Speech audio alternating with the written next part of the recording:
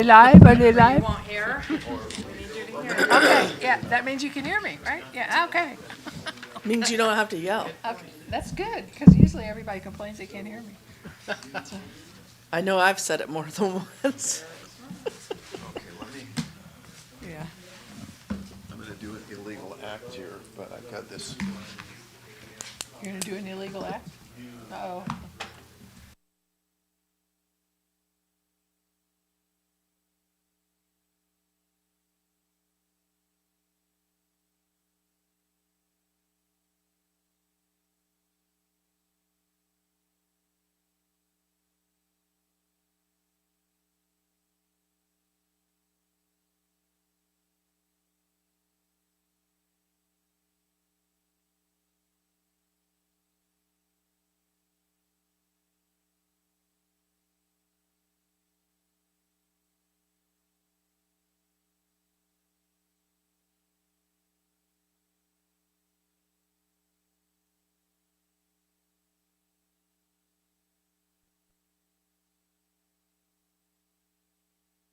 Recording in progress.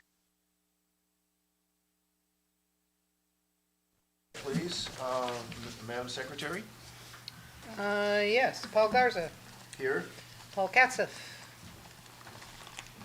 Susan Savage, here, Sarah Spring, Present. and Lee Finney. Present. Okay. Before calling on public comments, I want to introduce to you Miss Norma Alley, who is going to serve as our clerk of the board. This is one of the services that we receive through our contract with Regional Government Services. The purpose of the function of the clerk of the board is to help us to conduct our business in an orderly manner, to assure transparency, and also that we do not engage in Brown Act violations. Norma comes to us as a master municipal clerk with 25 years of experience and established professionalism in 3 different states. She started her career in Oregon, moved to Alaska, and now lives in California. She has served in city government, special districts, and joint power authorities. She has obtained other specialized good governance and leadership management certifications showing her dedication to her profession. So I want to welcome Norma, and hopefully that she will provide good guidance to us throughout the process. With that, let's open for public comments. Again, let me remind you that public comments at the beginning should be, we limit to 3 minutes and should be focused on items not appearing on the agenda. If you choose to speak on items that are on the agenda, great, we will give you that opportunity. But at this time, should be items that are not appearing on tonight's agenda. Okay, so, public comments? Ms. Williams? Oh, thank you. Yes, I really do exist. Thank you, Chair Garza. I've been a homeowner in the Fort Bragg area for 4.5 years now. I've been watching the meetings and commenting, as everybody knows, and it's been kind of frustrating to see where the district isn't going and where it probably should be going. So I want to share my frustrations and observations, and it starts back a couple of years ago when I sent a personal letter to a member of the board. And I'll be open and frank, it was to Sarah. Some of the things that I brought to her attention, I'm not going to, raise tonight, but some of the things I think bear commenting on. And at that time, she was secretary. That time, I said, one of the reasons I've been asking for the minutes of the meetings is so I can figure out what's been happening with the district and the community and what the future might bring for me as a homeowner of retirement age. You've stated on several occasions that you were working on them. You didn't have access to Zoom meetings that were recorded. I didn't buy that. First of all, as secretary, it was your responsibility to take the minutes of the meetings, which I assume you did with a pen and paper, and to provide them to the board for approval. You failed to do that position. and you weren't being compliant with the Brown Act.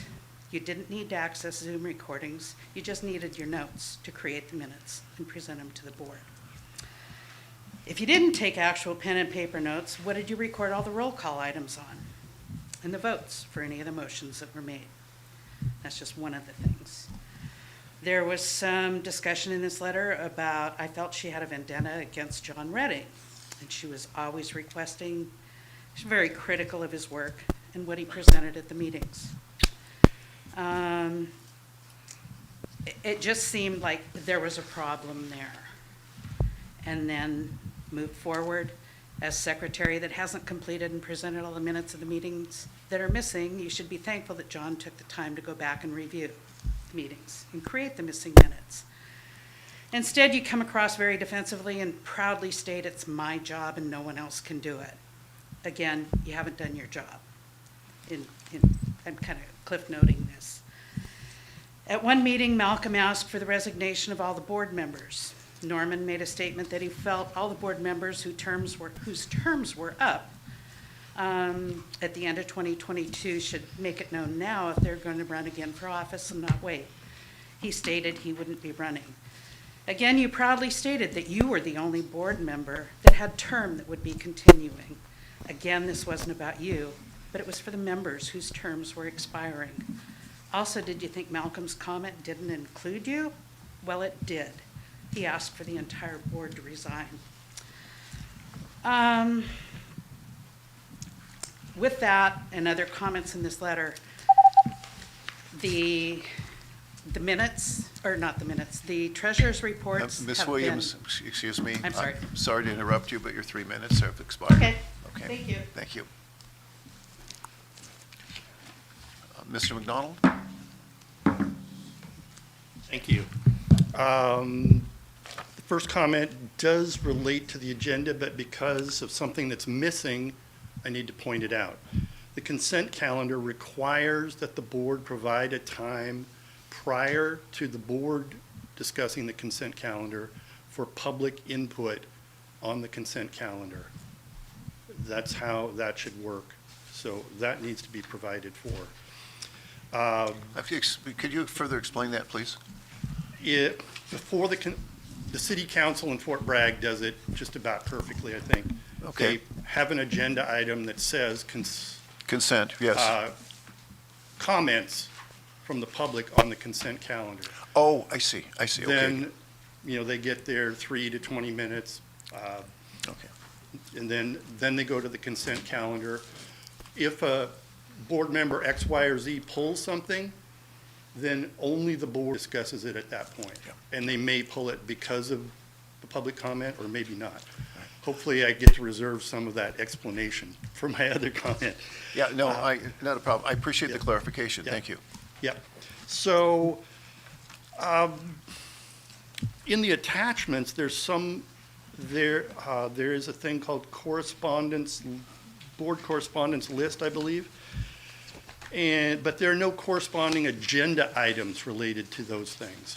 And we're talking some serious stuff. There's a letter or email from BNY Mellon regarding the long-term debt there, and really what it amounts to, bottom line is, and this was true, in a sense, this letter is sort of a standard thing.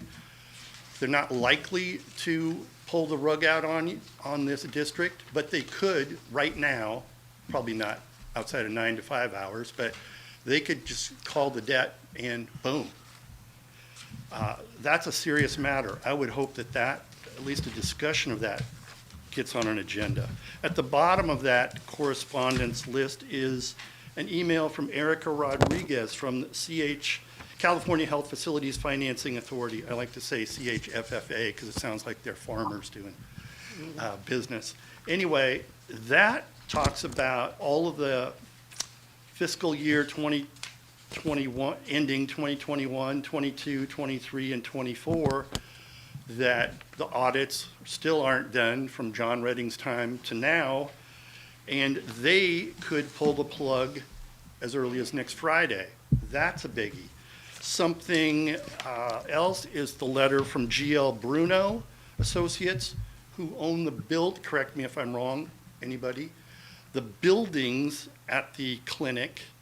And the way I read this letter is it's asking for, making an offer to buy the land there. That's something that should be on an agenda. There's also a letter from the estate of Dr. Perry, which I don't really want to go too much into because personally I think because it borders on what might be a legal action, probably should be addressed in a closed session with legal counsel directing you what to do. Mr. O'Donnell, for your information, it's a concerning point, but that's been referred to our liability company. They're handling it now. Well, good. Yeah, so.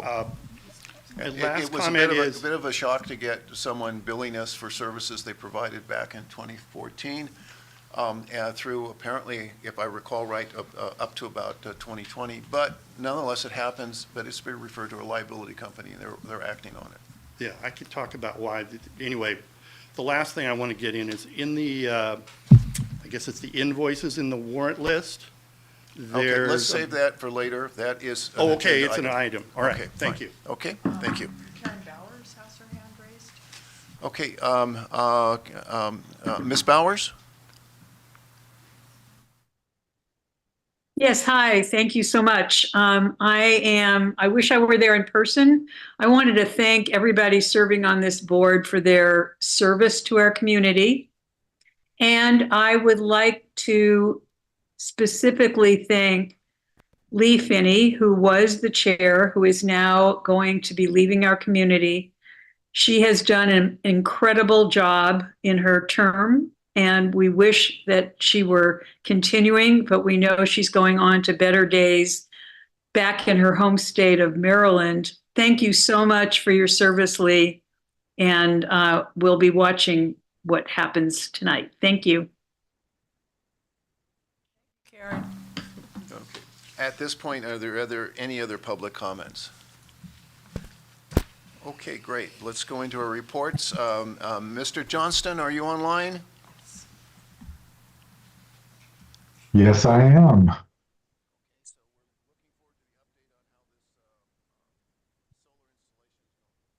Yeah, good evening. Let me just get my slideshow started here.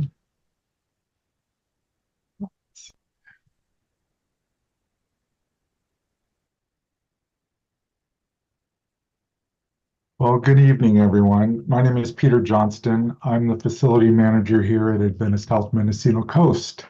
And I just wanted to take a few minutes to update you on the progress of the solar project.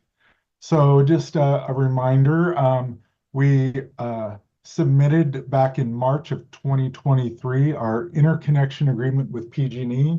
That was to grandfather in those NEM rates of 2.0, which are better payback long term.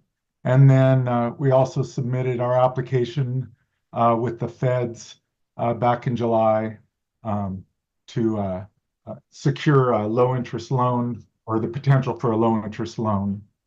And then right now, Engie is out for contractor pricing for the installation, and we'll return with an analysis back in March. Let's see if I can get to my next slide here. Okay, so while I have your attention, I just wanted to share a couple of exciting things I've learned recently about microgrids, which is something that we looked at maybe potentially doing far down the road, but just something we need to keep on our radar. And Feather River, Adventist Health Feather River, experienced a 13-hour outage not too long ago. And for those of you that aren't familiar with microgrids, that's battery storage on site. And they were able to run on their batteries for almost 12 hours for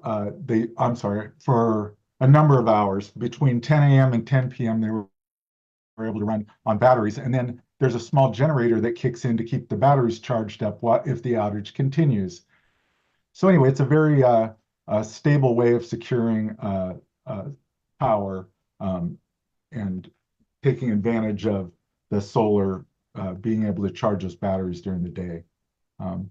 So anyway, that was what I wanted to present to you. And then also, I just wanted to remind the board that Engie is going to proceed with the solar design and pricing, and microgrid design and pricing will happen later.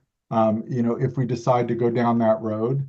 However, there is something Engie is going to look into, and that would be to include the extra conduit that would be needed to do a microgrid if 5 years down the road, we decide that's something the board wanted to do, and that would be a potential cost saving. So anyway, that'll be something that they will be adding to their design to see if it's something the board would like to do. It's just pencils on paper. There's no additional cost to investigate this. And then just kind of a roadmap of where we're at and where we're going in the future. Our PPA, which for those of you that don't know what that is, and I had to Google that myself, that's our Power Purchase Agreement approval. And our LNTP1, which is our Limited Notice to Proceed, is expected to all happen in Q1 of 2024. And then the design and permitting will happen in Q1 through Q3 of 2024. We'll order equipment in Q2. And then construction would start in Q2 of 2024. Switchgear would be delivered in Q4 of 2024. And then the permission to operate and solar savings start would be Q4 of 2025. And then something, if we decide to look into the battery energy storage system and the microgrid, that would be something we would need to decide by Q2 of 2025. So anyway, there's some other dates here that are pretty far out in the future. Anyway, that's what I had for you. Any questions?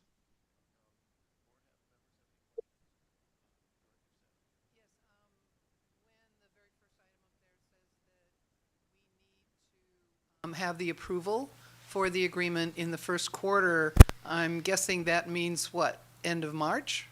Or what does that mean? So and I'll have to get with my folks at Engie to get the exact details on that. That actually is coming from the government. So I don't think there's any action required by us on this part. And then the designing permitting will be coming up in Q1 to Q3. So we'll be looking at that in Q1. So no decision needs to be made at this time. If that was is that your question? Well, I'm looking down the timeline. By when does the next I believe that's Q2 of, let's see, I'm sorry, the end of Q1 in 2024. So I will get an exact date from Engie on that. I think that is all determined on some paperwork that's still happening on their end. So I will get an exact date for you on that. But you are correct. Yeah, well, we've still got March. So yeah, we need to get some more information to you quickly. Things are moving quickly. That's why I'm here updating you. So thank you for asking.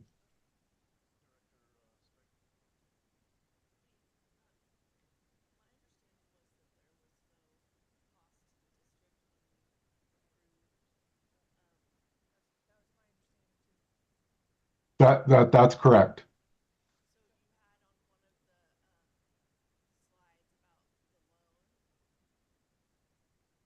Oh, let me go back to that.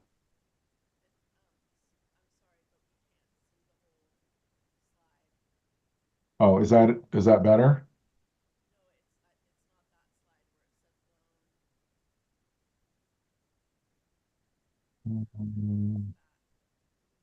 The first slide.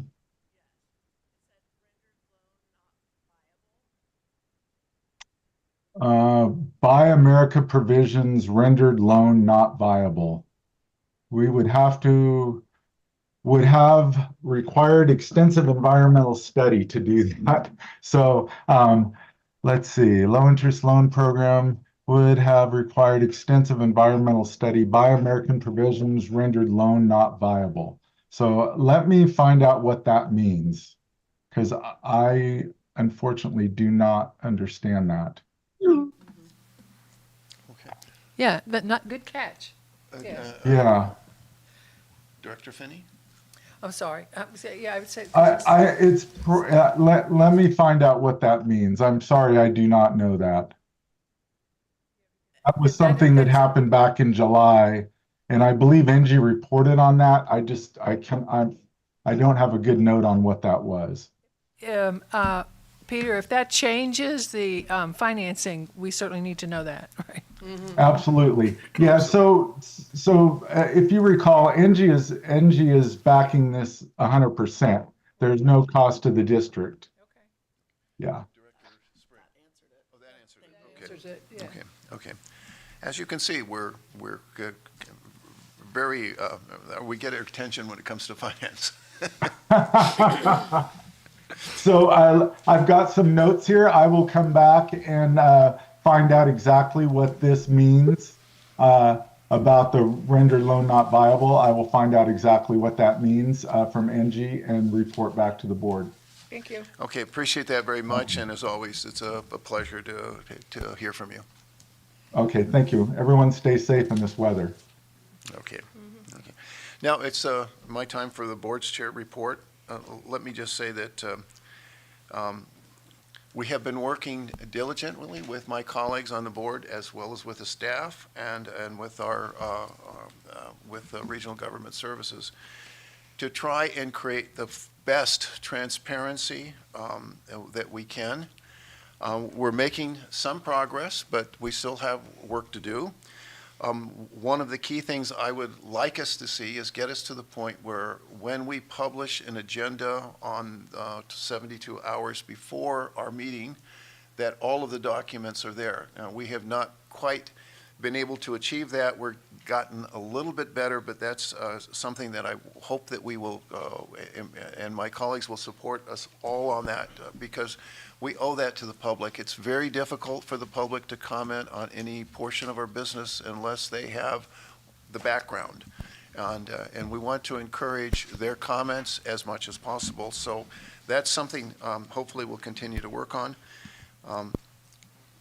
We also are trying to get our meetings into a regular schedule. Clearly, the board meetings we have it the last Thursday of each month, but we're trying to get our finance and planning committee meetings in order, as well as Measure C, so that, again, the public is well informed. They know when these are going to occur. If they have comments, they can be prepared. We get all of this out. Lastly, I want to observe that the Brown Act for a small board like this is difficult to manage. I think all of our colleagues on this board would agree. Okay, and so we're constantly trying to be careful, and one of the key reasons why it's important to have a staff, and if you have your agenda package, you look to the item where it says staff communication and Brown Act. I thought it was helpful to pull this out. This is a summary that has been done by Regional Government Services. Basically, what happens is that the staff member becomes a critical component in the communication among board members because we're quite limited in what we can talk about.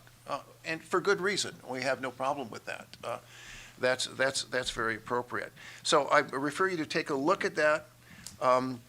There are sometimes questions about how we're communicating. We're working, we're continuing to try and be very diligent about that as we go forward. Okay. And then lastly, I think we are continuing to make efforts to try and make sure that on our agenda items, we give at least a minimum of a very good description of any action taken that we plan to take forward. And while we have not been as good as we could have been in the past, again, that's an area we're working toward. And I hope that we will get soon to the point where it'll be clear what we're talking about as much as possible, although sometimes even board members like myself aren't absolutely sure.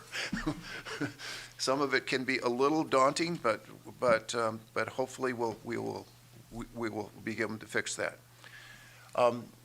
Any questions from the board at this point? Okay, hearing none, let's move on to, do we have any directors' reports on standing or in ad hoc committees? Director Savage, I believe you have a report on the Grassroots Yes, just a Institute? brief one. Okay. Here in our community, an important community activist group is the Grassroots Institute. And the Grassroots Institute, or GRI, has been in the beginning phases of forming a work group to take a look at healthcare here on the coast. And there was a meeting that was called, that there were 4 of us that were there for the Zoom meeting, and you have a brief report of the kind of things that were talked about there. Not sure exactly where this is going to go. To me, the interesting thing was a discussion about a possible service that this group could do to all of us that are concerned about healthcare, is to take a look at what existing inventory might already be there for all of the services and things that are available, and then possibly compare that with other communities to see where the holes are. So that would help us kind of develop the roadmap of where we're heading if we knew and had some assessment of what's already here and what's needed.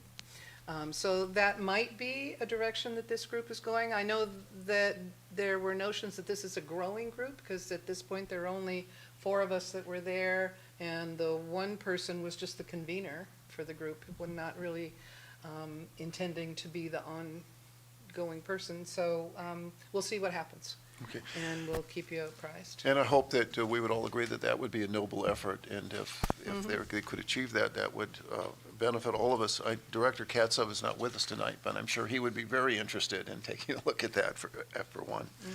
Okay, are there any questions from the board at this point? Okay, let's move on to our agency administrators report. Ms. Whiteley? Thank you. I'm going to make it pretty short because I know you have a pretty thick agenda today.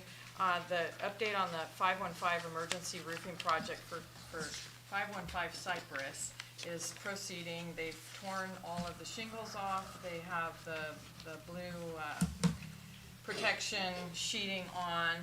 They had to reorder gutters because the gutters are failing, and he's giving us a price that's somewhere around $5,000, which is within that 10% contingency. And he had to do some channeling of the roof because of the way there's foam on a section of the roof.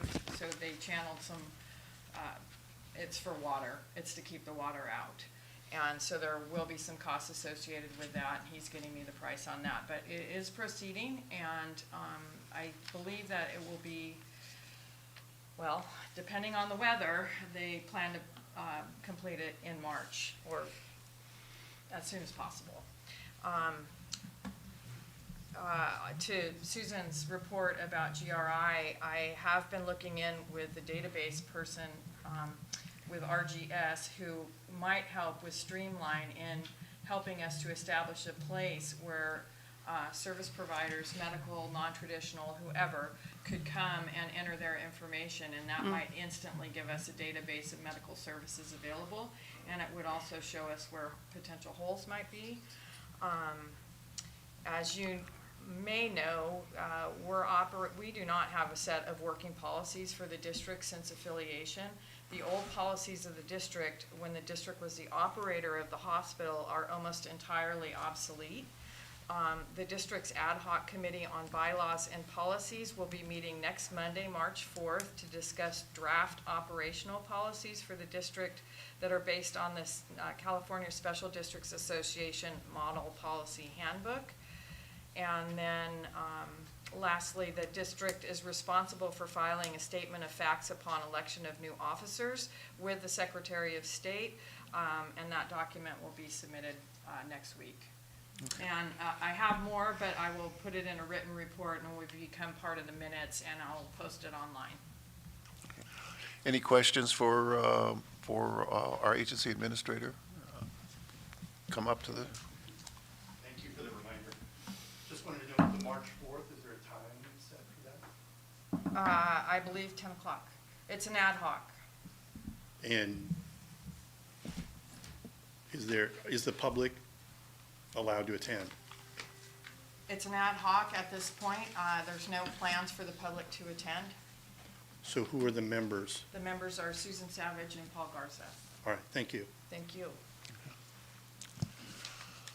Okay, with that, let's move on to our consent calendar. We have 3 items here for approval. Do we have a motion to approve the consent calendar? Director Spring? I'd like to make a motion to approve item 4A and hold items 4B and 4C for discussion. Okay, is there a second for that? Let me see what 4B and C are. A.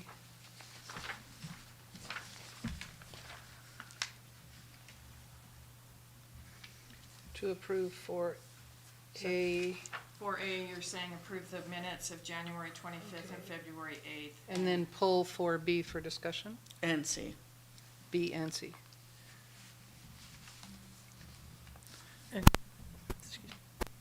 Okay, so let's, yes, Director Finney. Yeah, I believe you did agree with Malcolm McDonald that the public could comment before we talked about the consent calendar. Well, the process should be, we introduce the item, we have a board questions about it, then we go to public comments, and then we come back Oh, for okay. further board discussion. So Okay. that's the process, and that's what we will. so- Okay. Okay. So we have, okay, so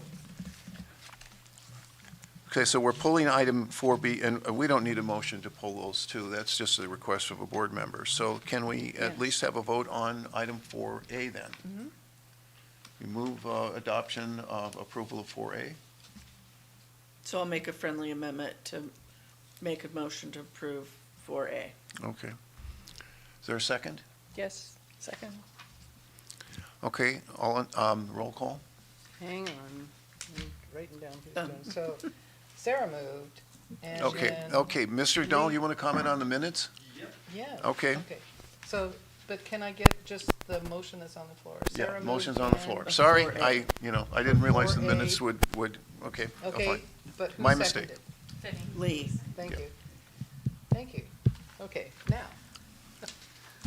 So the procedure again is to either have it on the agenda, a space for comments on the consent calendar for the public comments, then you return to the process that you started.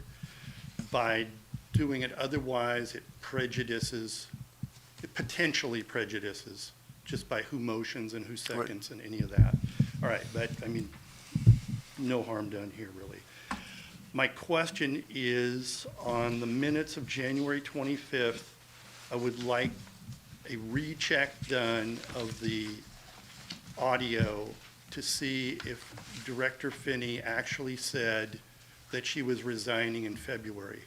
Because my recollection is that she did not, but I did not have time to go through it to absolutely verify that. Not that that's going to change the world or the price of rice, but it's indicative of some other things. Thank you. Okay. Okay, any other public comments? Okay, board discussion? Director Finney? I don't know what the audio says because I haven't listened to it, and I didn't notice that in the minutes. I don't think that I said a date. I just said that I would be resigning. But I don't think I said February. I think Mr. McDonald's right about that, but That's my memory. yeah. Whatever. March 1st is not far from February.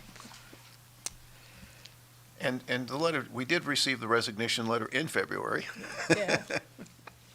so it's hedging a little bit, okay. Question now, Secretary Savage, please. okay, I do have a question then. Oh, okay, In terms of the motion to approve, then is that with that amendment? To I'll delete make the that refer- friendly amendment Yeah, Yeah, yes. to just say Lee Said stated she'd she be was resigning right. late Soon. at some time in the future. Got it. soon. Near future. Yeah, okay. Does that work? Yes. Yes. Okay, are Do you you ready for the second vote? that? I will from the- second that, yes. Okay. Sorry, Paul. No, it's okay. Okay, are you ready for? I've been ready. Yeah, I think we're ready. All right, Lee Finney Yes. and Paul Garza, Yes? Paul Katzev, absent, Susan Savage, yes, Sarah Spring. Yes. Okay. The minutes are approved. Okay, now we're on to item 4B. Do we have a motion to approve for the purpose of discussion, at least a motion? Some emotion. I'll make a motion to approve. Okay, Director Finney's motion, moved to approval. Do we have a second?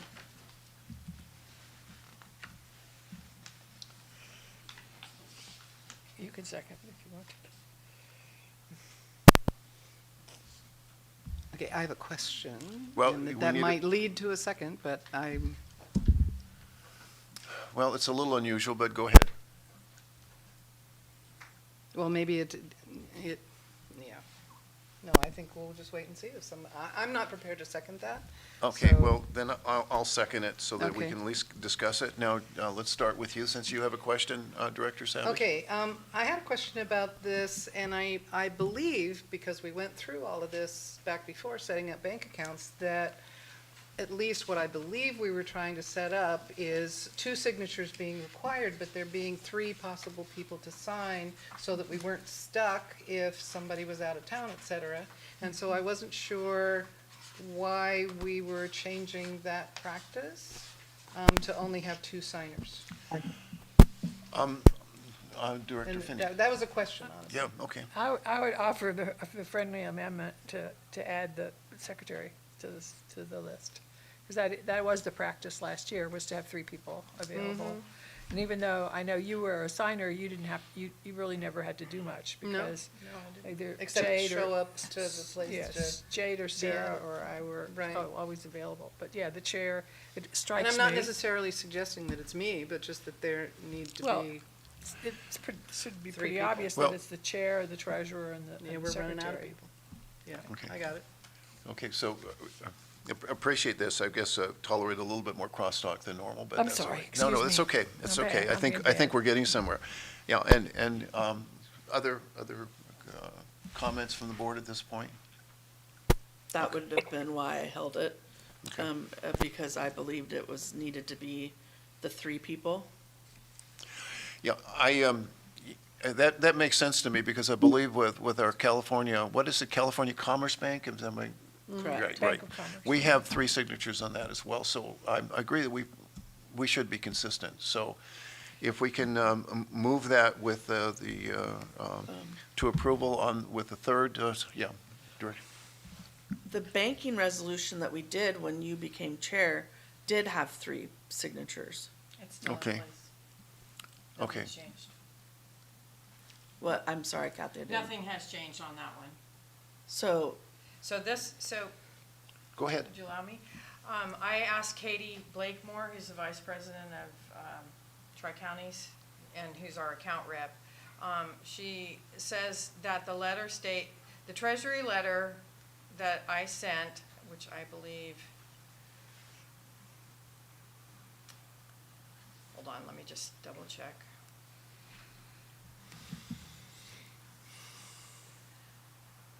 Susan So there has, is a master treasury agreement. It's the primary, that master treasury agreement is primarily the disclosure.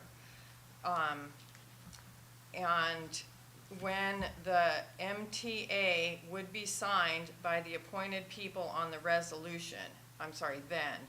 Additionally, if you added an online user or made an adjustment, for example, you needed to increase the remote deposit capture daily limit, those pages would need to be signed by the appointed person on the resolution. So this is dealing with the online authority for daily limits, et cetera. And it says the account letter is to clearly define who will be removed and or added as an account signer. that letter needs to be signed by two members. And so she sent me a copy of the Master Treasury Agreement, and that I think you have already seen. Master Treasury Agreement is the introduction.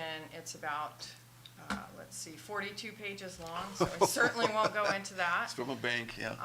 Okay. And then the other attachment that she sent me is the resolution of Treasury Management, and that is, this is new. You have not seen it. She just sent this to me today. And this says that the undersigned hereby certified that individual owners are the sole proprietors, whereas the company has reviewed and approved Tri-Counties Bank acceptance of treasury management services, whereas, the point, now therefore be it resolved, the company authorizes and appoints blank to execute and deliver the acceptance. And this, again, only has to do with online transactions so that no one can go in and delete a user unilaterally. It would have to have two people agreeing to do anything online. Are we okay? Okay. Okay. So if But I think Director Savage, Spring, excuse me. I know, we're so indistinct. Well, you both sit at that end all the time. I'm sorry. Are you aware, Director Garza, that these accounts are weeks away from being closed? I don't know what date we had. Did we decide to close them at a certain date? When I was done getting the records, the motion by the board was to close the accounts And to move everything to Commerce and Bank. move everything to the California Bank of Commerce. Okay. So this one would just be an issue of having this authority for a few weeks then? Is that what you're saying? Yeah, there is going to be no activity at that bank other than closing the accounts. Okay. I guess my question would be, do we have two signatures to close that account? Because I think the bank this time is going to insist on You it. did it last time, right? Lee Director did is- it last time, but it was verbal, right? Or did you go in? No, I didn't think go you in. said you lost your, Yeah, no, I didn't go in because she did it verbally. yeah, And I think, but I won't be here, so, and I No, won't. so I then can't that do just it. means that one of the other two that have signing privileges will be called by her and she will ask you permission to close the accounts. Okay.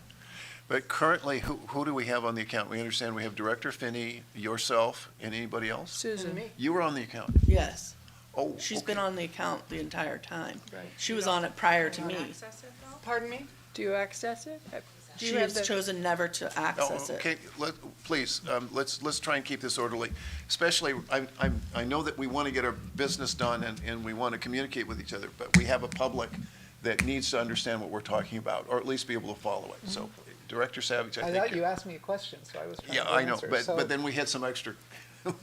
Okay, so the question was, I was one of the original three, went over to Willits and signed the paperwork, et cetera. That's the only contact with it that I've had, is just to be the third person. Okay, okay, But I haven't done anything with online or anything else. okay. Director Finney. So that means you never went through the little training and had the software piece to get into the treasury account put on your computer? Right. Okay, because that's how you have to, Well, I don't even remember having an option. I just remember. no, I don't think you ever Driving did over that. to Willits. Because Jade did it, then I did it, and Mm-hmm. then it turned out that when Jade left, it was a good thing that I had done it because we had transitioned, for a while. So, So is the question here, Director Finney, whether we have two signatures to be able to transact with that account? I don't know whether Katie Blackmore would accept Susan without having her go through the whole process or not. And if that's what I have to do to help close the account, I mean. But whether it's Susan or whether it's you, somebody will have to go through that process in order to be able to access the treasury account, right? I think so. Director To, Spring? to close the account, my understanding is that I made the request verbally. I did not do it through treasury management. Okay. I asked to close the account verbally, and then she said, I'll have to get Lee to, because the accounts were over my limit of being able to transact. She said, I'll have to have Lee's approval. She got a hold of you, you approved it. My understanding is now, if the account is over my limit, she would get a hold of Susan to have the second okay to close, and the account would be closed. Okay. So, let me, can I ask another question? Excuse me. Yes, please. Yeah. Director Spring. So you're not going to pay any more bills out of this account? I have given instructions to the bookkeeper to start using the AP account from California Bank of Commerce. Okay. All right, good. That's good. That's progress. Okay. Any other board questions or comments? Yes? So now I'm a little bit confused about what is needed right now, because this resolution had to do with access for online privileges, et cetera. Is this resolution still needed in order for us to be able to close the account and Well, that- move the money? I think that's an excellent question. That's the one that's in my mind as well. So do we need to verify that, or does that change? We add a signature because we've discussed having 3 signatures on this, pass this resolution so that we have it in place just in case we need it? Is that the thought?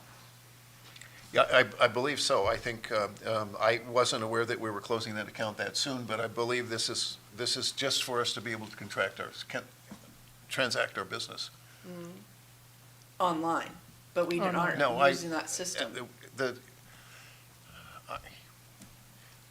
If we're going to close the accounts, it appears that we're going to need 2 signatures. There's a question of whether Director Savage is going to be able to do that. I think that's, isn't that what we're questioning right now? Treasury management services is not the same as regular banking. Yeah, I understand that. But I understand the controls on that are actually stricter. If what I have learned in the past is an indication. Ms. Williams, you seem to be nodding your head. Can you? Oh, please. Microphone. I think we're talking apples and oranges, in my opinion. Okay. We're talking about closing accounts. We're talking about online accounts. 2 different things. The letter here specifically says online banking agreements and authorizations. So whether you close the account or not doesn't have anything to do with this letter.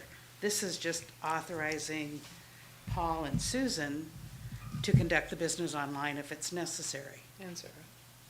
But not me. Yeah, Sarah, Paul and Sarah. Well, It you're actually already says there, Paul I and think. Sarah. Okay. Okay. Mr. McDonald? Thank you for opening the door, because I really think this item shouldn't have been on the consent calendar. When I sat down from my other comments, I went like this, because I forgot to say that, what I just said. Kathy, correct me, well, I know it's a long ways, but isn't the document we're talking about one that actually has 4 names on it? With your name, Sarah's name, and then Paul and, nope, is that from the special session? I can't. Okay. So is it Mr. Garza, is it the document that has your name and then Sarah Spring's name? Mm-hmm. Okay, Yeah, Yes. good enough. But I do think that, I mean, essentially you've opened it up to the public to conduct it like a regular item. So can't really argue with you about that now. So thank you. Okay. Okay, so what's the will of the board on this? It seems to me that there's no problem with passing this if you need this, fine. If things are closed and it's not needed, there's no harm in our approving it, right? Okay, point of clarification, with the addition of the third signature, because I think that was one of the reasons that it was pulled originally. Was that accepted as a friendly amendment to add a third person? That's okay with me. As I understand it, we know that Director Spring has an authorized signature. This would add you and I to this, if I understand this correctly. Now, if we don't, going forward, if we don't need it, we don't need it. Okay. Okay, directors. I think then we have to put Susan's name here. Right, add Susan's name, because the document actually I says see. you and Okay. Sarah. Okay, I see, yes, okay. Add Susan. And probably be helpful to put an R after J, but minor thing. Oh, Okay, Okay, so that is a friendly So amendment to the Yes. motion that Lee moved, you seconded to adopt this resolution with the addition of me as the third signer. Uh-huh. Is that correct? Yeah, right, correct. okay, But I thought, anyway, it doesn't matter. so, Okay, we ready for a vote? think so. and an R on Junior. Yeah. There isn't an R? No, he's a J. Oh, I see it now. Okay, got it. Okay, may I call the roll? Please. Yes, okay. Oh, Paul sorry. Katzif, absent. Susan Savage, yes. Sarah Spring, Yes. Lee Finney. Yes, Paul Garza. Yes. The resolution is approved. Okay, now we get on to communications. This is an information item only, but you asked for it to be pulled, Director Spring. I did want to ask, what is the status of the GL Bruno matter that was brought forward to us by the foundation? And is it something that we'll be discussing on a future agenda? Well, I hope, yes, I would agree. I think we should, but at this point, it's just, as I read it, just a letter of intent. And I think I would, with the board's approval, I'd like to have a heart-to-heart with Mr. Ramos, who's the chair of the Mendocino Foundation, and find out what their interest is at this point, and see if we make sure that we have some potential common interest in it. But at this point, I don't think we're prepared to have any action. I think it's interesting that they want to acquire the property, but I think that's about as far as we can go right now. Does that make sense? so no, excuse, Director Finney? so no offer has been made, right? Right. Is that correct? Right, yeah. Okay, we're just thinking about it. Okay.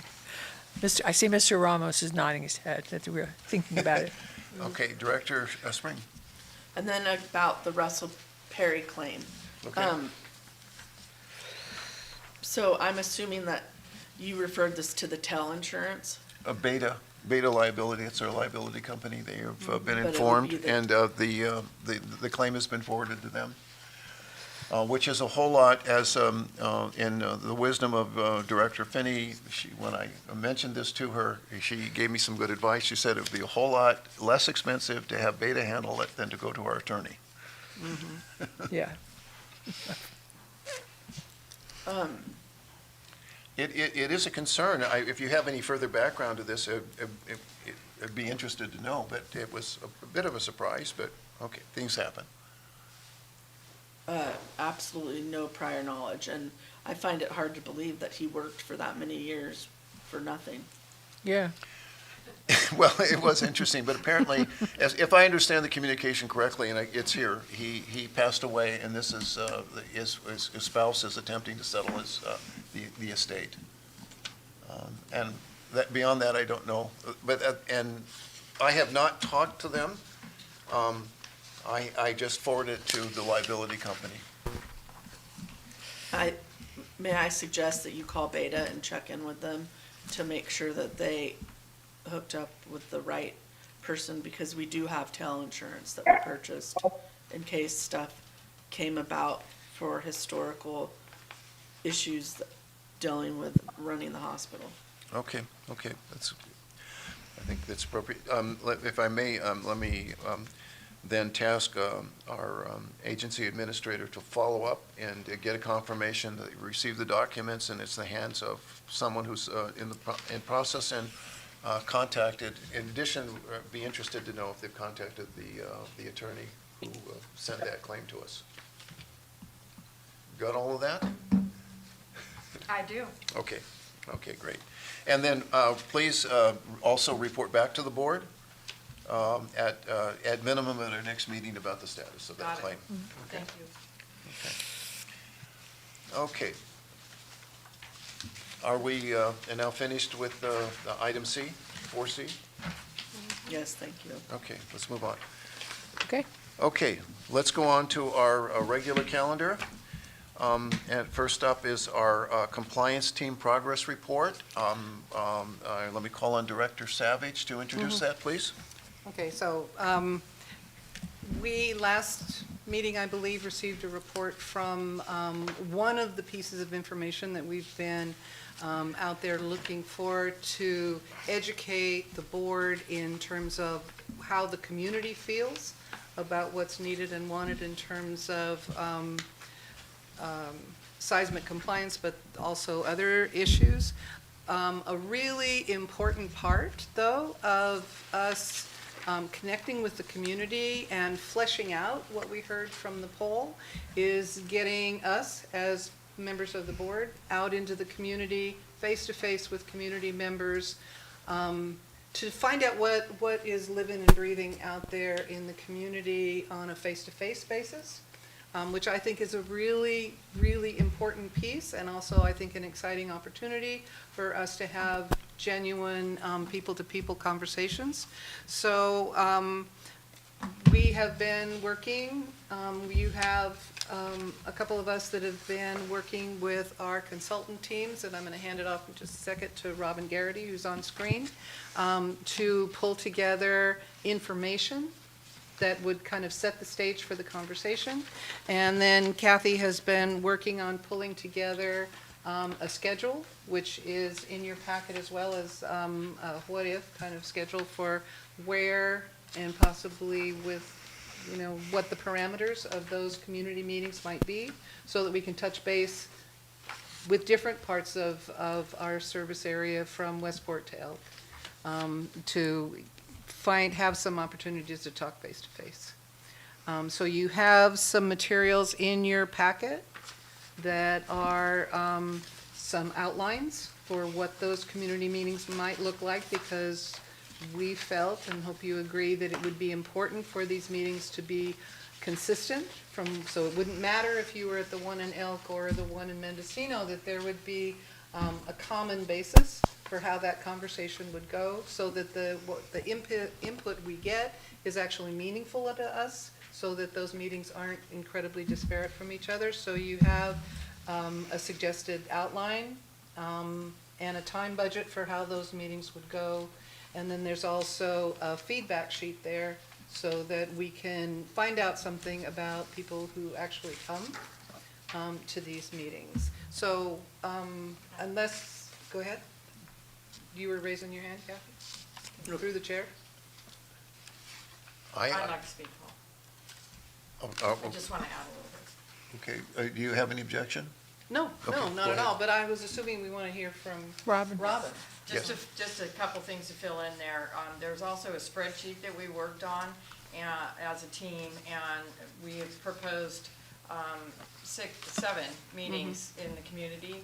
They would be held at the Westport Volunteer Fire Department, Fort Bragg Town Hall, both in English and Spanish, and the Casper Community Center, the Community Center of Mendocino, Comchi Community Center, and the Greenwood Community Center in Elk. And part of the reason for the $1,000 spending limit would be there are generally no costs for the venues. There will be some costs at, like Casper is $50. So some minimal costs for the facilities themselves. And then there are some fees for the translation, the facilitator for the Spanish version, and then also the transcription so that it can be English and Spanish. And there's a few incidental costs about getting markers and easels and posters, et cetera. So I just wanted to add that in. Yeah, and so Thank if you. anybody's looking for what the dates and places that she's looking for, there is a tab 10 in the packet that includes the spreadsheet. Oh, I didn't see it. And I would like to hand it off to Robin Garrity, who's been working with our consultants to help us pull together these materials. Okay, Ms. Garrity. Good evening. Thanks for having me again.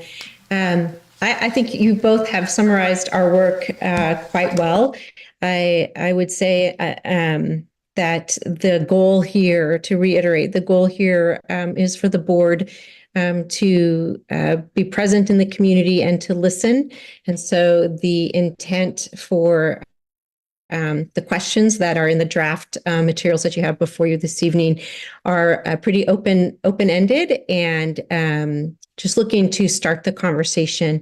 And you'll note that there's a section of time in the meetings that is just for listening, and hopefully that community members will feel comfortable in being able to share what their idea of a healthy lifestyle and quality health care is for them and their families.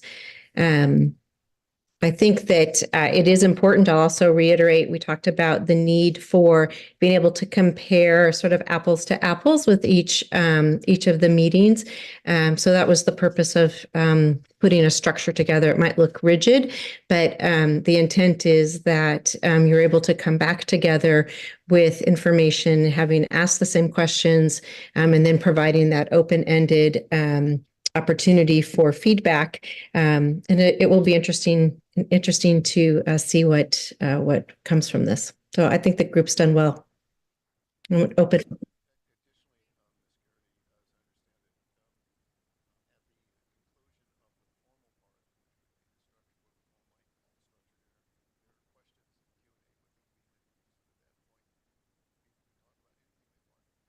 That's right. That's right. That's right. Open-ended. Anything else you want us to know?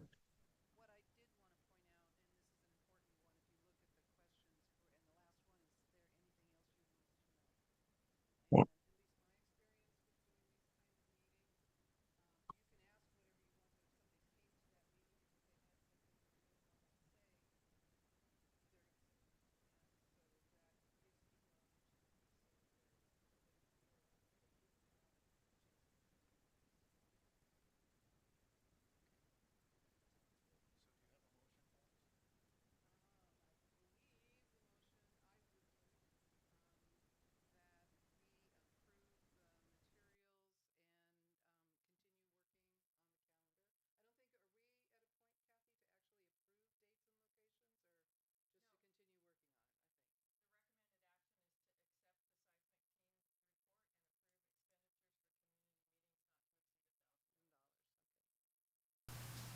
So it's the expenditure that we would be approving, and I would move that. Okay, so you've moved that, so we have a second. I'll second it. Okay. Okay, board questions? Okay, Can I comment? Director Finney. It looks good. Very good. You guys did good work to follow up on all the work that we all did last year. Godspeed. Okay. Anything We're else? going to from the- miss all the fun. I know, I am. Okay, now let's go to public comments. Mr. McDonald?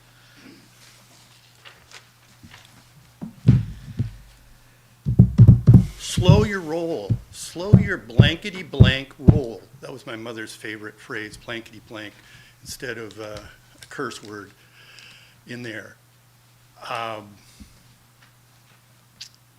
You're going too fast.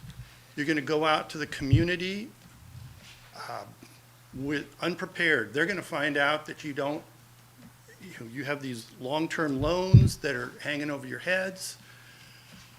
You're, umpteen different things that are there.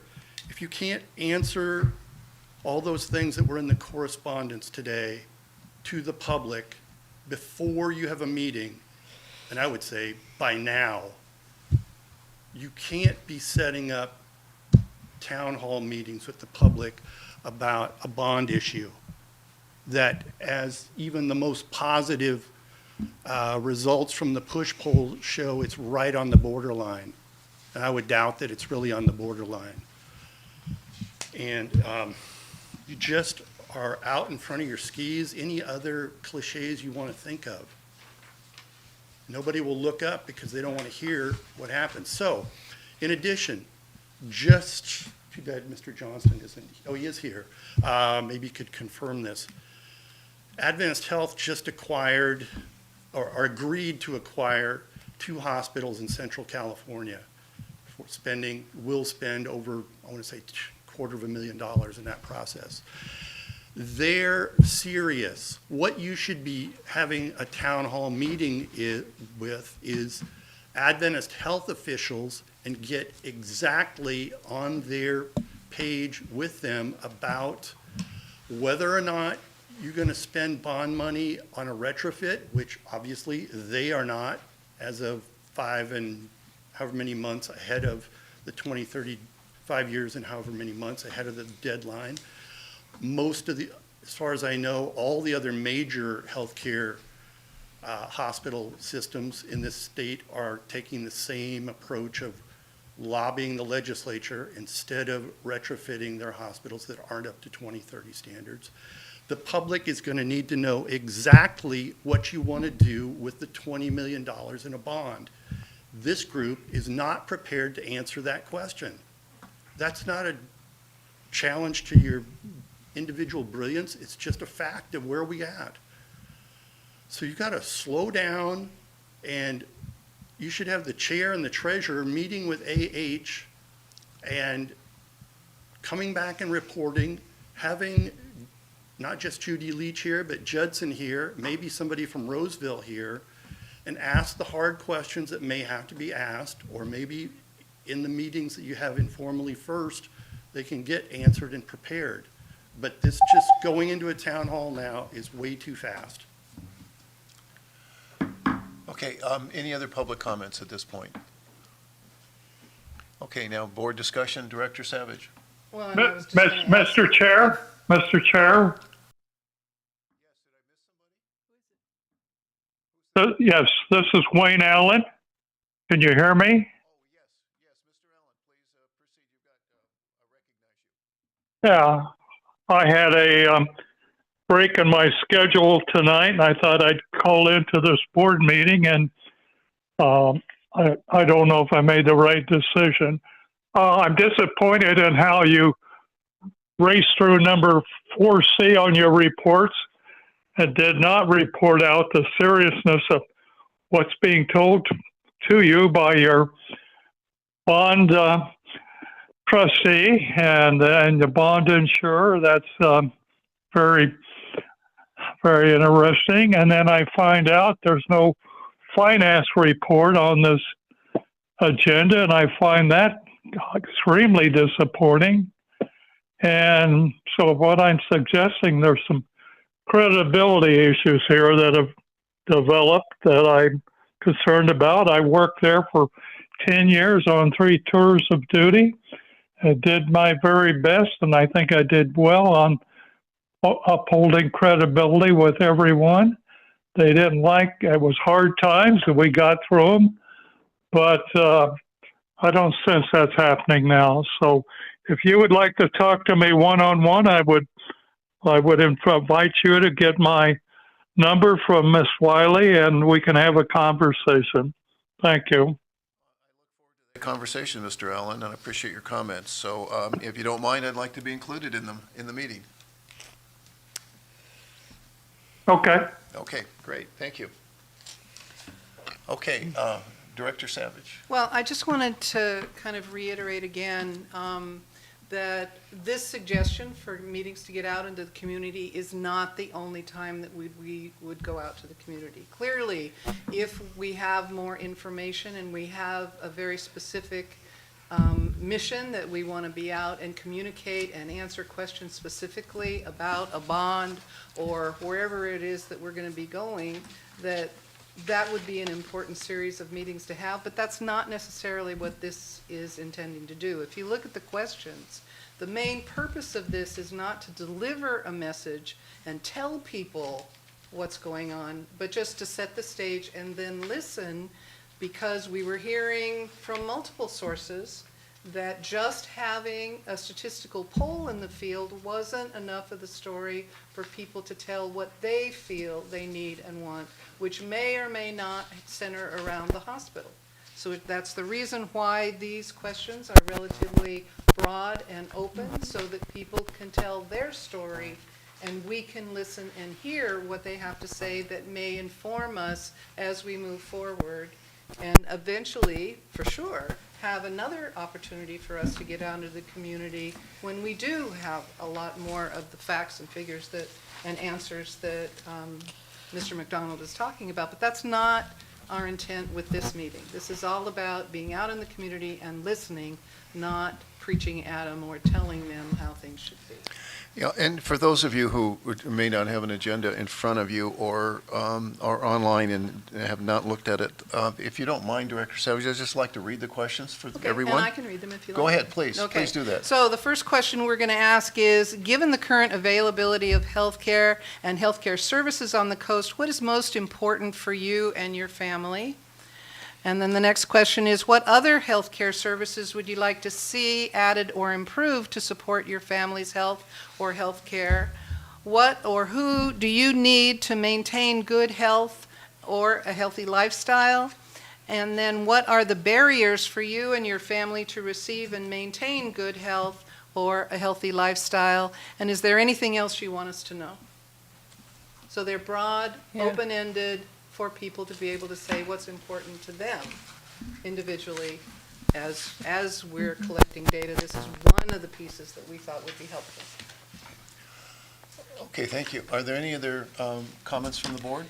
Director Finney? Yeah, I would suggest that it's important to get these kind of responses at this time, whether you proceed with a bond for this year or 2 years from now. But then the other thing I would add is that I'm aware that even though Adventist has said that they're not going to pay for any retrofits, Adventist has in fact submitted all the documents to HCI for their other facilities, just like we did for this facility in December.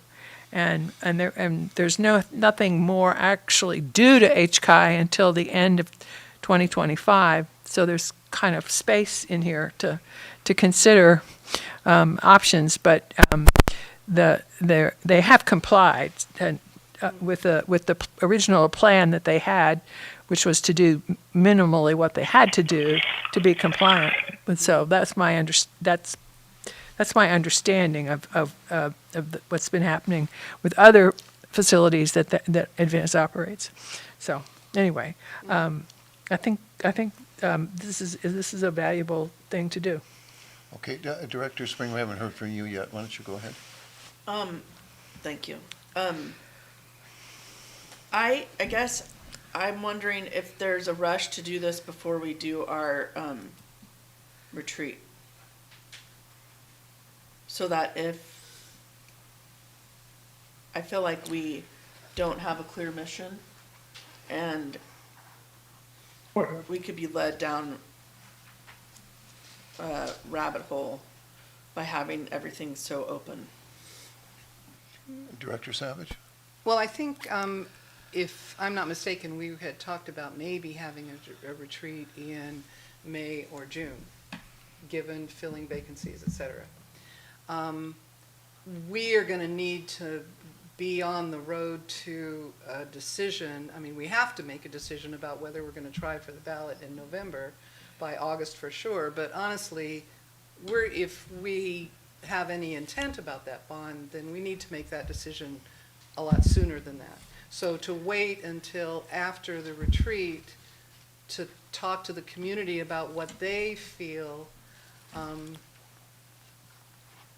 I guess my personal worry, and I don't know if other people would weigh in, is I think that if it feels to the community that the fix is in, they've already decided, they already know what they want to do, and they're just going through the hoops, just talking to us, when what we think and what we value isn't going to matter, that would be an unfortunate message. And so for me, my own personal favorite, honestly, would have been that we'd be doing this stuff maybe at the same time the poll was in the field, so that we have multiple measures of testing what people are thinking and feeling without one thing influencing the other.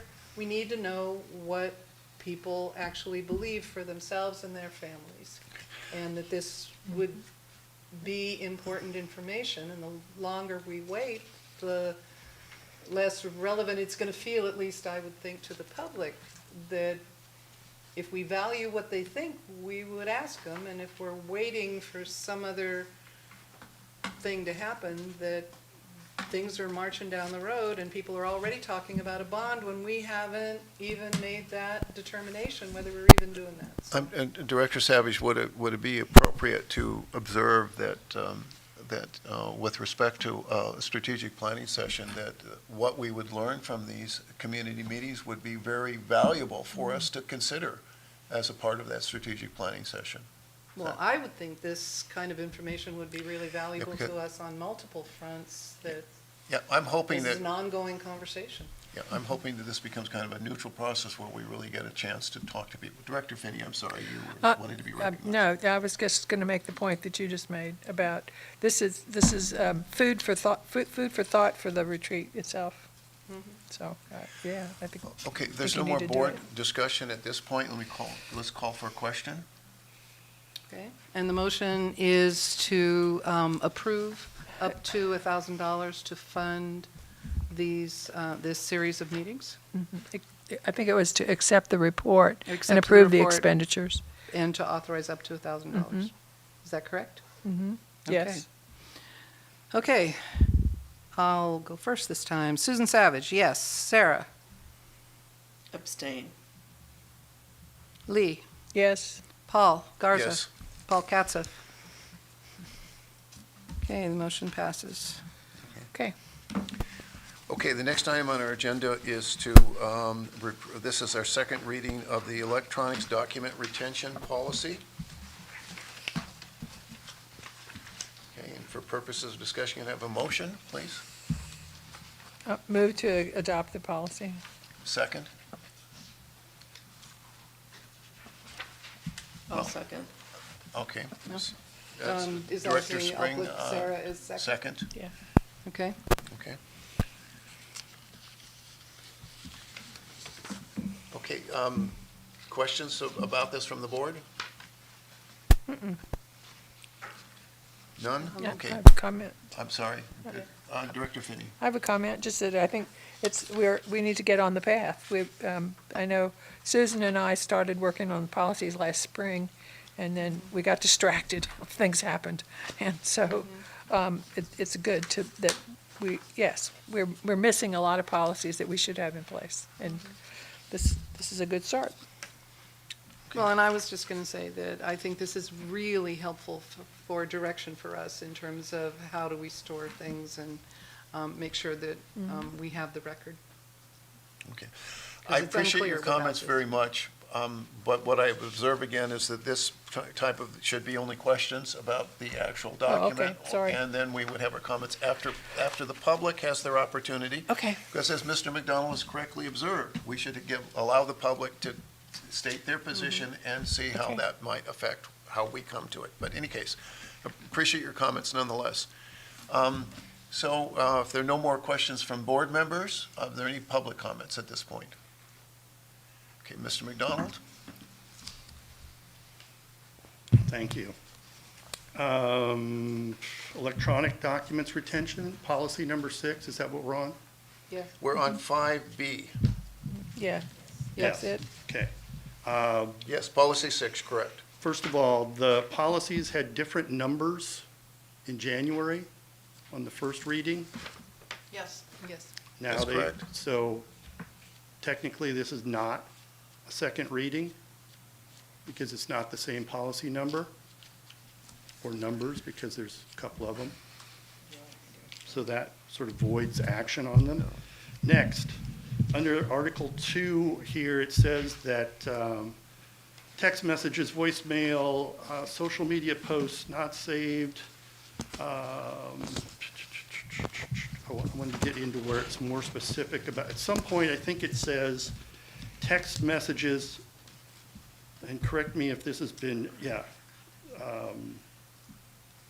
all of these things are, accordingly, they do not constitute disclosable public records, as that term is defined by the Government Code Section 6253 E, is the paragraph underneath the number.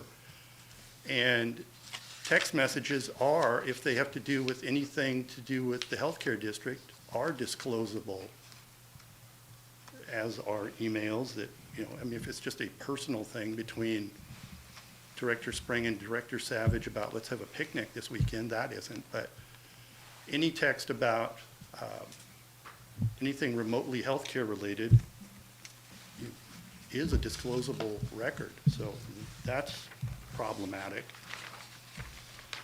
And I would say, does this cover the appendix also, or do we need to have a separate comment for that? The appendixes?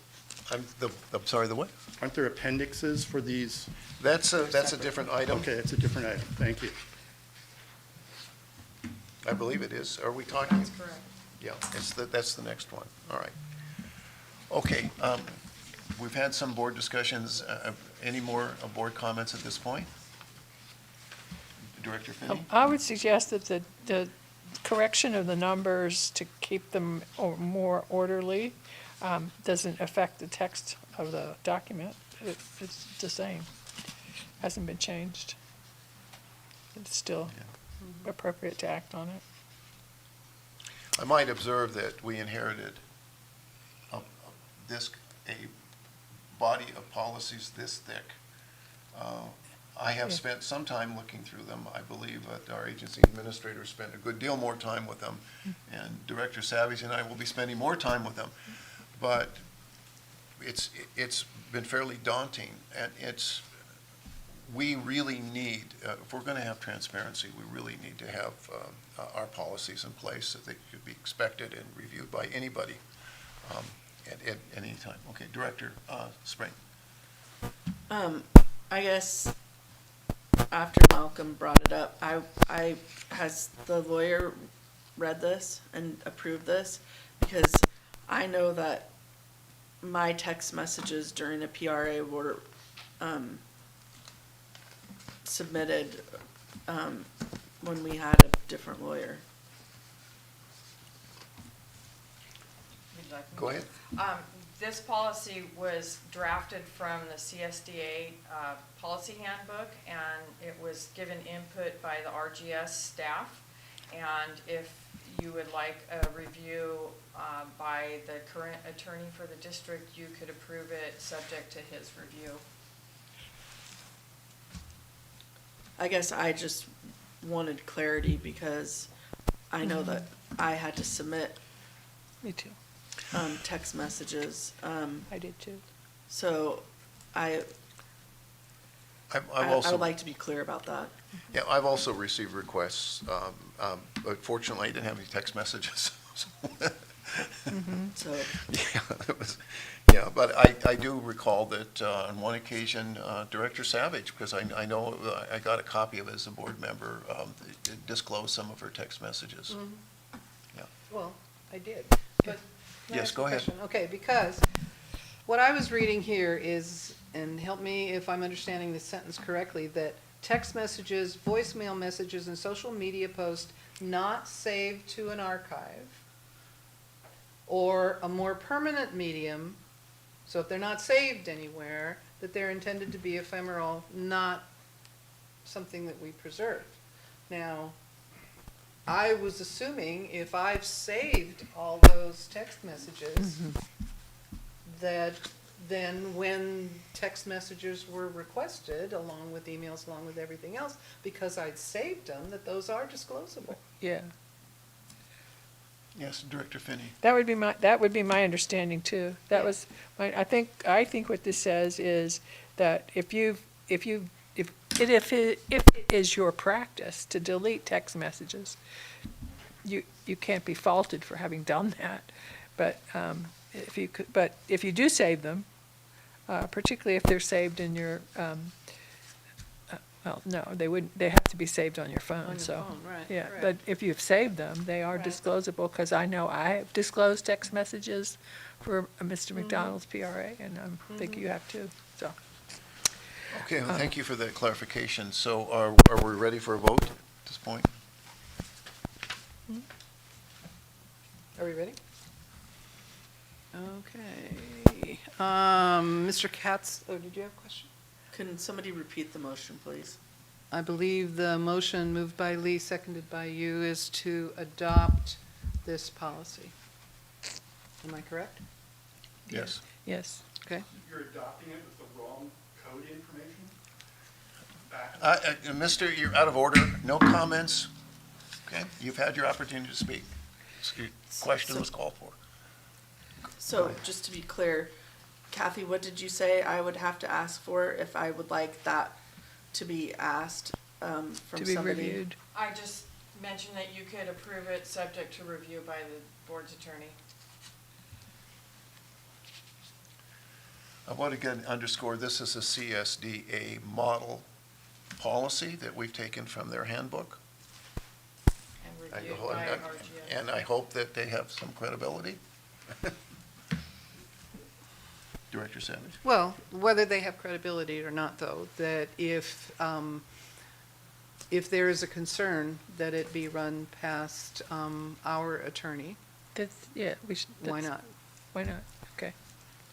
That won't cost a lot, I don't think. Well, but just that people yeah. feel comfortable that it is the correct code and that there isn't an issue because of the numbering issue. Because we didn't know how many policies we actually hadn't adopted, and so, Yeah, that has been a bit of work to determine what we have approved and what was active. And we had some Exactly. policies that were canceled. And so Right. the fact that I failed to see the significance of the numbering, we're trying to just get it in well, order. but if we ask, subject to review by our attorney, so if there was a concern about the numbering, or if there was a concern about the government code that's cited, that would be something we could be given a heads up to. So we're only approving it subject to the lawyer taking a look at it. Well, who made the motion? I did. Oh. That'd be fine with me. Okay, so she accepts the friendly amendment? And Sarah? Who's made the second? Sarah did? Sarah did. You did. accept it? I guess, can I just make a suggestion that I think would be less expensive?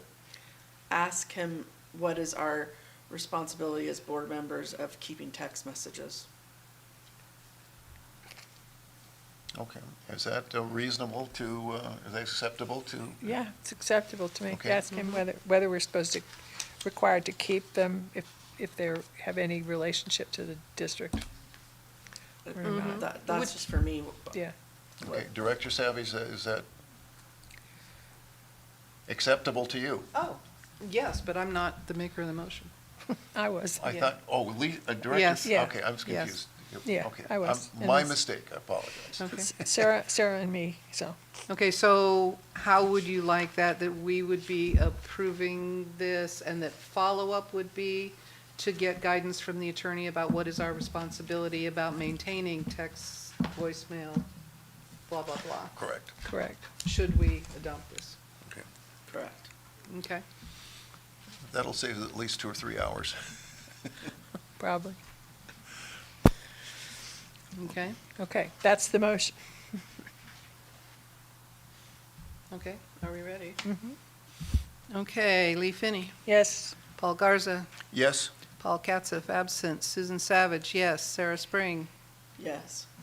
Okay, the motion passes. Okay, can we go on now to records retention, Appendix A and B? It's a long one, but one that is, I understand Could I just necessary. say, in your packet, it doesn't look like the actual records retention policy 7.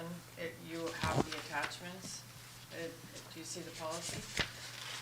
No. Oh, No. Policy appendix. Is it in the appendix? No, it's, so, through the chair, yes. there is a records retention policy number 7 dated for today. I can give you the articles if you'd like. What is in your packet are the retention schedules, Appendix A and Appendix B. The policy is to provide guidelines to staff regarding the retention and disposal of district records, provide for the identification, maintenance, safeguarding, and disposal of records in the normal course of business, and ensure prompt and accurate retrieval of records, and ensure compliance with legal and regulatory requirements. Article 2 has to do with retention and disposition of records, and Article 3 describes what non-records are. Article 4 describes record formatting, and Article 5 is confidentiality.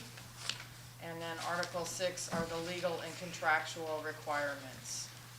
And if you'd like, I could read those, but that's the policy. And then what you see are the, as I said, the schedules. The So we schedules. don't have, question. Director Savage. So we don't have the actual, I don't see it in this packet.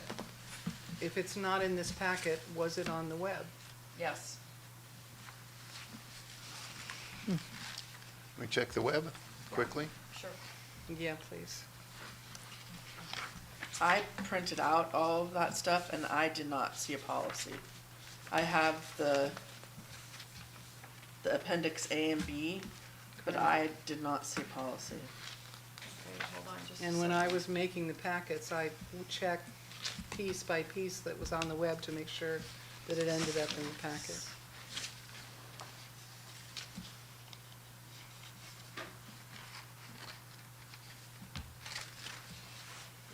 Oh, never mind.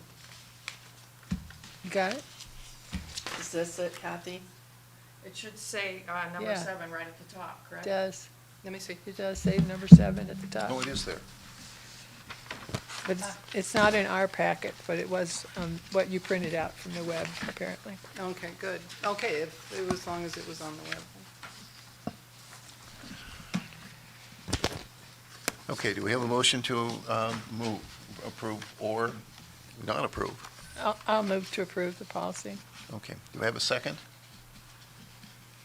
I will second then. Okay. Okay, board questions? We're just doing the policy, right? Not the appendixes? We're doing the whole thing. The whole thing. I mean, the motion is to approve the policy and the appendices that go, appendices that go with it. This is the one I called you about. Okay. Director Spring? If we're approving the whole thing, I had questions about parts of the appendixes, so I would like direction of how you would like to attack those questions. Well, this is time for the questions, so shoot. Okay, so with Appendix 1, I would like clarity of the difference between a warrant and a bill. You're talking about Appendix A, am I correct? Yes. Okay. Again, I believe these were all lifted from CSDA's policies. I can do that homework. I don't have that answer right now. I think the sense here is to be all-inclusive, Yes. and rather than to list everything possible so that you can't say, well, that wasn't included. Yeah.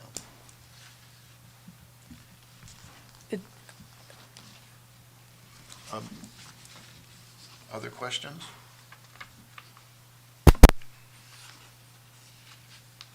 I guess the easier thing would be to ask, what was it changes to policy A compared to CSDA's generic policy? There were, no, it was lifted word for word. And what about Appendix B? That's exactly the same. We So- did spend at some point, when Chair Finney, Director Finney was chair, I believe $400 to Yeah, get all to their buy model this. policies. Right. And so we're trying, as we work forward, I know that Director Savage and I feel strongly about this, we need to follow them as much as possible to make sure that we create the body of policy that's going to be effective for the public. So, can I continue my questions? Yes, go ahead, thanks. Sure. Okay. I think with Appendix B, Group 1, I've never heard of not keeping the titles on site. Okay, can you help So, us with where? I think she's right here. Okay, You're talking group 1, Yes. records affecting property or titles thereof. The original must be held in the office 2 years. Is that what you're saying? Yeah, I've never heard of putting titles off-site unless you're talking about a safe deposit box or something of that nature. Yeah, but we don't even have off-site anything. This is all-inclusive if you were any district in the state, right? And so it's through the chair, I'm sorry. Yeah, go ahead, It's describing every single possible scenario they could describe. If it doesn't apply to us, because we do not have off-site storage of any kind, then it would default to the office. And if I may, we're looking into purchasing a fireproof cabinet to store these records, these original records.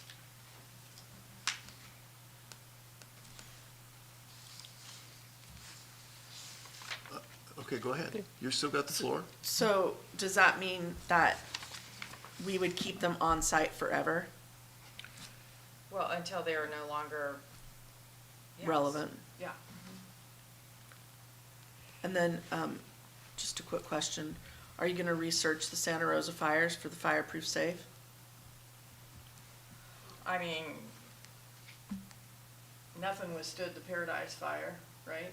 Nothing, nothing survived Paradise or Santa Rosa. Yeah, so, through the chair, I plan to hold everything digitally in a Dropbox or SharePoint, or there'll be digital copies of everything. Should the entire place burn down, the web will survive. Unless we have one of those terrible solar storms that people keep talking about. Director Savage. Well, and just my understanding is that we would make an effort to have, at least as much as is reasonable, a secure place on site for those originals that would be there in the office, backed up, of course, but that there would still be a protocol for where those would go on site Yep. in some level of protection. And that's the rationale for the locked, fireproof. Got it. Yes. Cabinet. yeah. Agreed. Other questions at this point? Okay. I'm good, thank you. Okay, sure. Public comments? So I guess I just flipped over to Appendix A instead of B, but It's a little the way daunting. this is reading, what Director Spring just talked about, like deeds and titles, it's a little confusing to me to see 2 years there. Perhaps a board down the road might read that and think, oh, well, this has been here for 8 years. You don't need to have it. You know, you wouldn't do that with a deed to your personal property. So I just think that's a little confusing, the way this is set up. To have the 2 there as for, kind of indicating, it's open to interpretation, whether it's maximum or minimum. I think that needs to get cleaned up. All right, any more public comments? Okay, with that, any further board discussion? Director Savage? Well, just to clarify, this existing document for something like deeds to the property, et cetera, I wasn't reading that they could, it said retention period. If it says 2 years, does that mean that it can be disposed of after 2 years? Or does that in fact need to be amended to say ongoing or something else other than 2 years? So you're concerned just the property, the item Well, I was one using on that as an Appendix A? example for something like a deed. So it doesn't state the deed, it says records affecting, right? So deeds live on. Their originals, wet signatures need to be stored until they are no longer. This refers to records affecting title, not the deed itself. Right? That's Well, what it it seemed reads. to me that a record Records affecting title affecting would be a property deed. or titles. Okay. It's the records affecting the property. And would a deed fit within that definition? No, as far as I can, through the chair, Go ahead. thank you. As far as I know, putting on my real estate broker hat, we would store the deeds until we no longer held the property, right? Well, that makes complete sense, and Yeah. that's, I guess, what I'm asking, if records affecting property or titles, Not the title, right? The records affecting. it feels to me that we're kind of splitting hairs a little bit here. I'm happy to research that for you, or if you wanted to. Or is there any reason why we wouldn't amend this to say ongoing, take that 2-year limit out of there? Because what would we have that we wouldn't want to keep, that particularly since one of our big functions is as a landlord and holder of the property? Okay, so you want to propose that we amend that and extend the period of time, or you want to make it Yes. in Or perpetuity? indefinite? Indefinite? Or Sarah has written forever on here, so I'm not sure. As long as you hold the What word property. would be appropriate in there, but Yeah, something to that Director effect. Spring now wants to make a comment. I think part of the confusion is that we don't have the 3 levels. We don't have a record center off-site. So is there a reason that we have to leave that if it's not relevant to us? Because isn't this policy in relationship to us and not need to be open-ended for other organizations? I think that if we took away record center, then the default would be that you would keep those documents forever because you're not moving them to a record center or you're not destroying them. So, in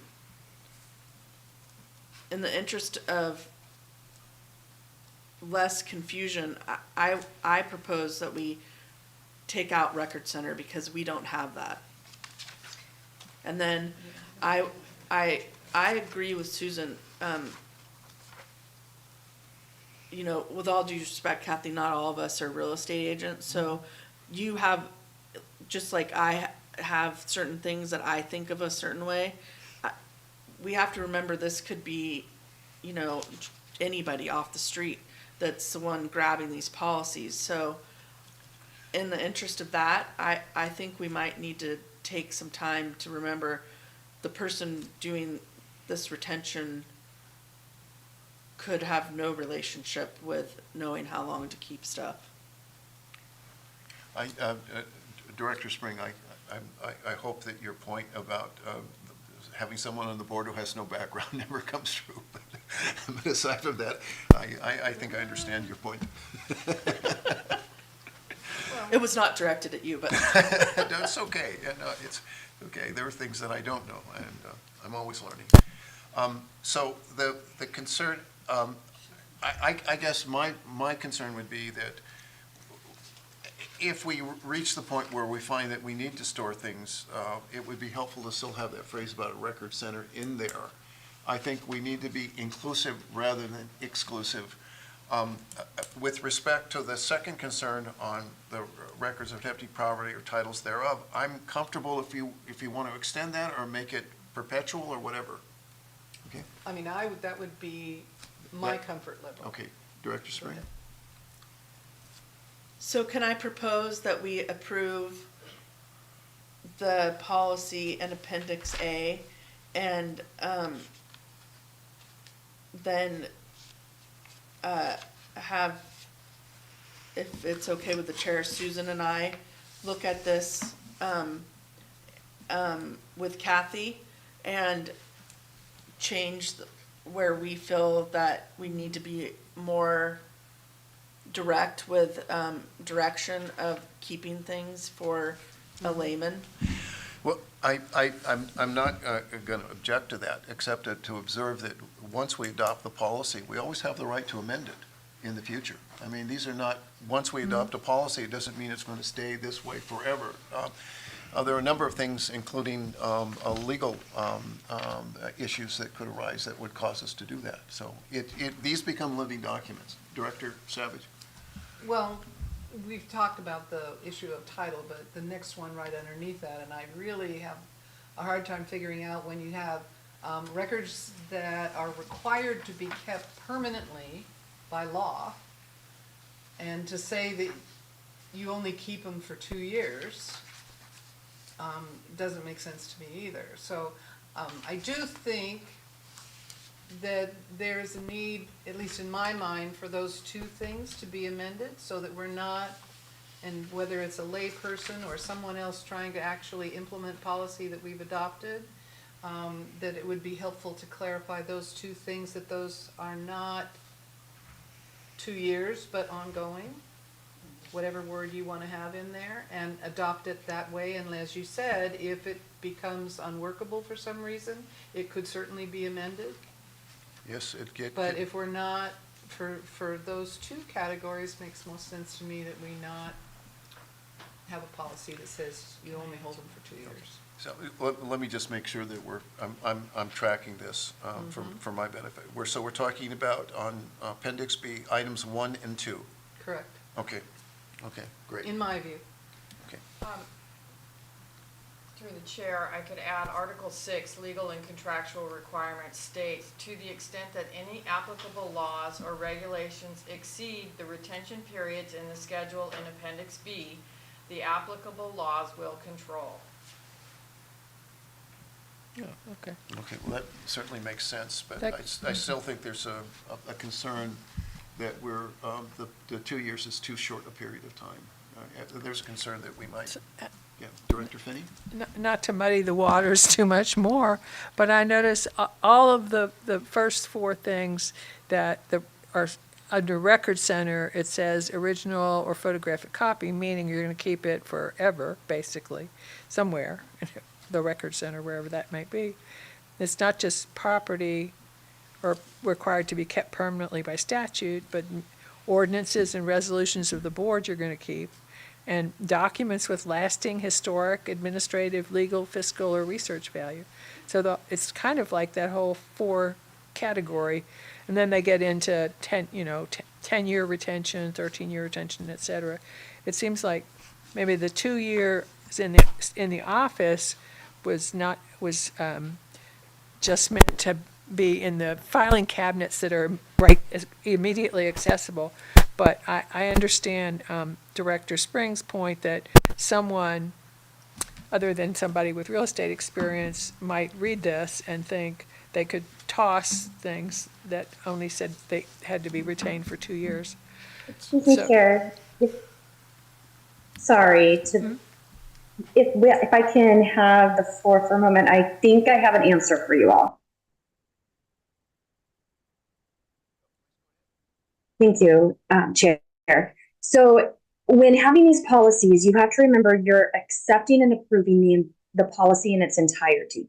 So you're not able to, if you look at I can't say legally because I don't have my law degree, but you're looking at it not in a piecemeal, you're looking at it as a whole. So your first page of your policy is the policy number 7.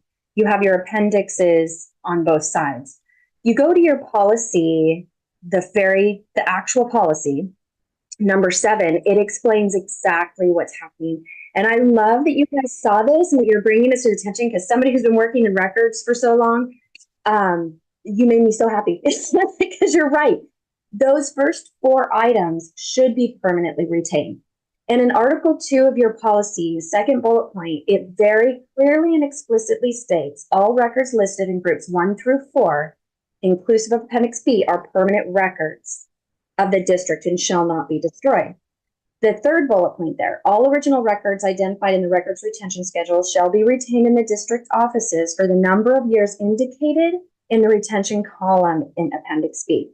So it is exactly as the board has indicated. 1 through 4 are permanent records to be retained in permanent form.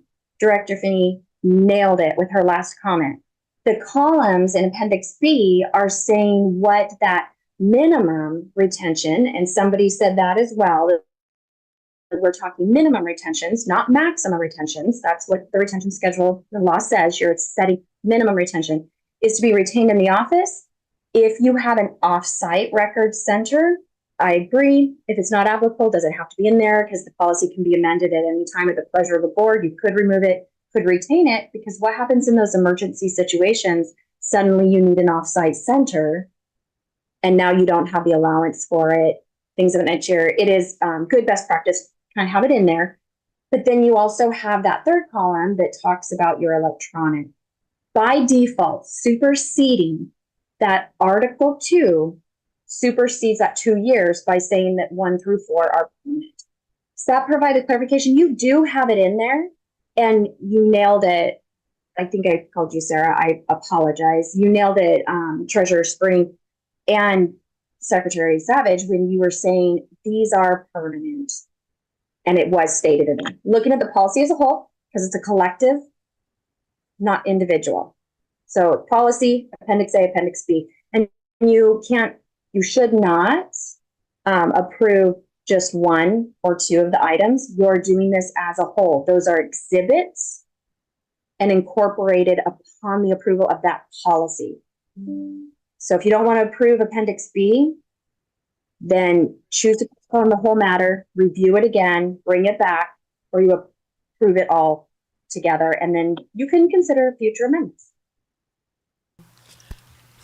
Director Finney. I think that that's very helpful.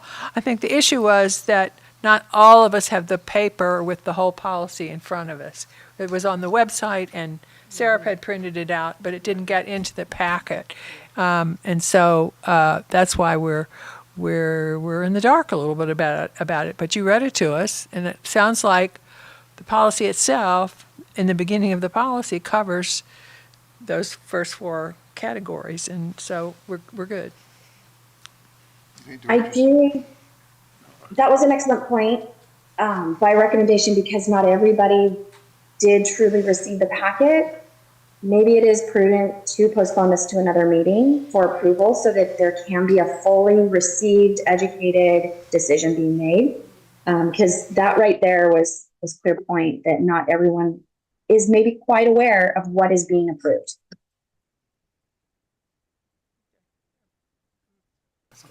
Okay, well, whatever. So how did you want to withdraw the motion? Or what did you want to do with that? Why don't we continue the motion to the next meeting? We can do that. I mean, I guess we can do that, right? Yes. She says yes. Okay.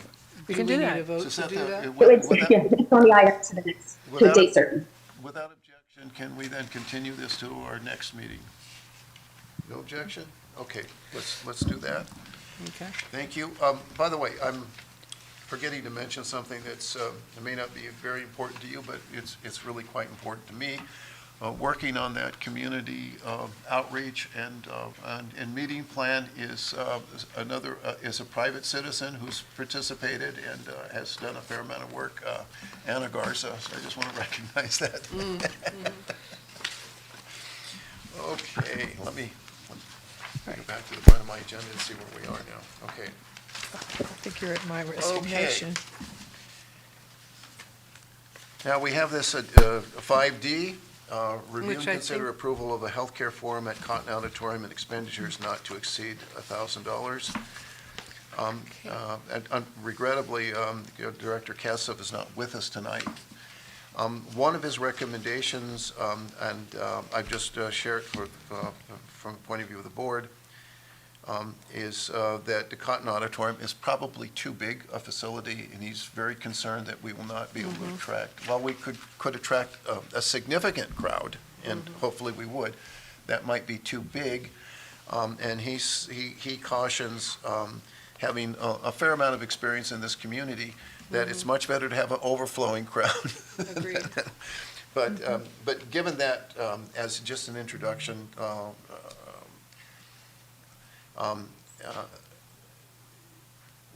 we're looking for, to approve the healthcare forum, at a date to be determined, and expenditures not to exceed $1,000. Now, I have made contact with the California Center for Rural Policy at Cal Poly Humboldt, and they have been doing some extraordinarily good research on the four communities, four counties in the Redwood region. We've shared the report with the board and members of the public already, both the interim and final report. And the proposal would be that would be kind of the keynote for this whole conversation, so that we would be giving people extensive and very comprehensive data about healthcare in our community, and then have a discussion with panels and the community in general about what it means to them, and perhaps how we might provoke a better conversation about healthcare and how we can make our community healthier. At least that's the proposal. Director Savage. Well, and I was really confused by this whole thing, because this is not part of the community conversations we were talking about Right, earlier. right, it's This not. is something in addition, and I don't know if there was a proposal for this forum paperwork that I didn't see, or was there something that got missed, or what happened? Through the chair, this came from the foundation, the Coast Healthcare Foundation, as a recommendation to pick up where they left off.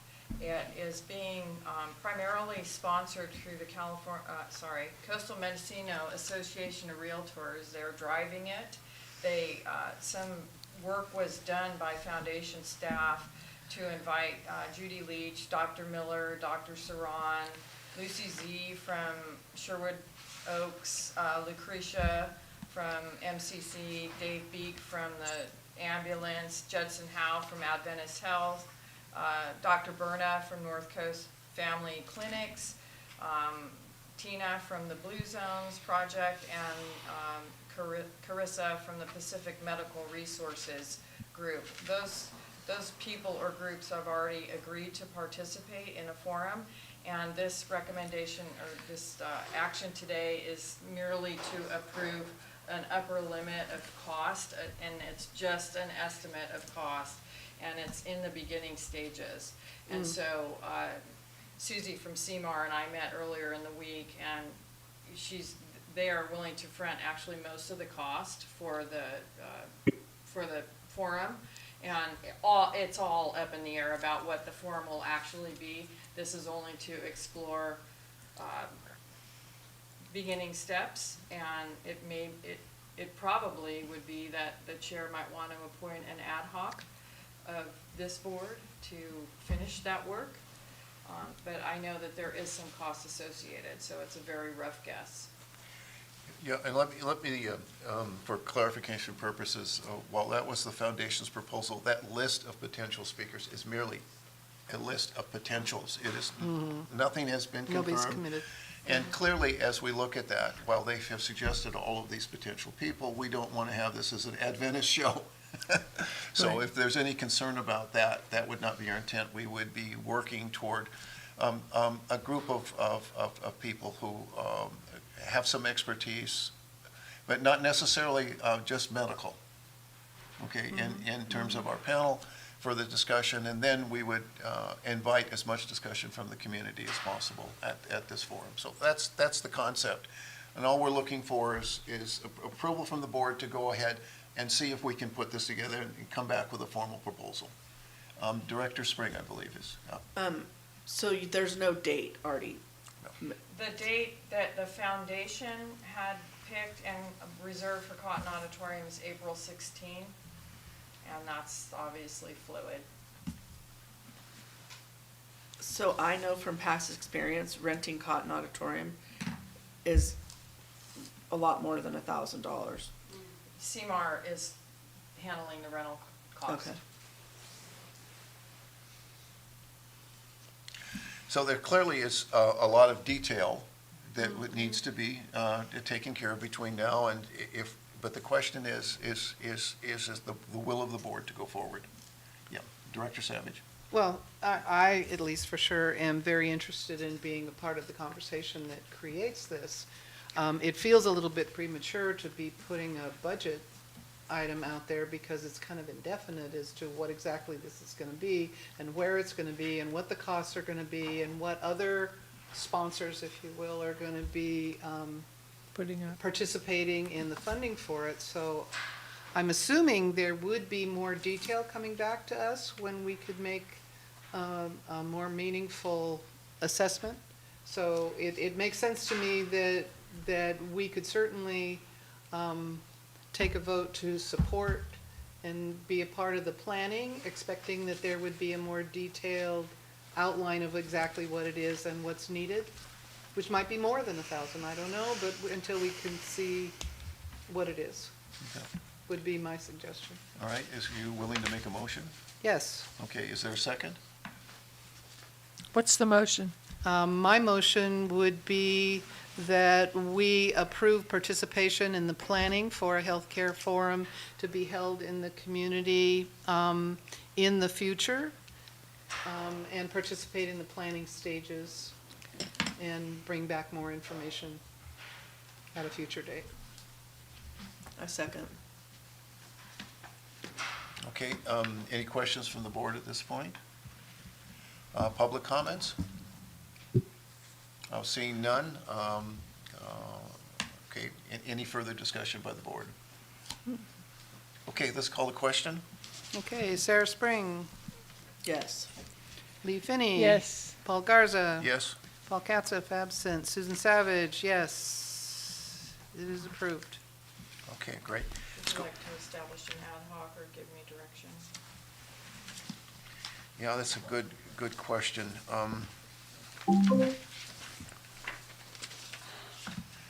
I'm certainly willing to listen to recommendations for this. I understand that Director Savage is very interested in participating.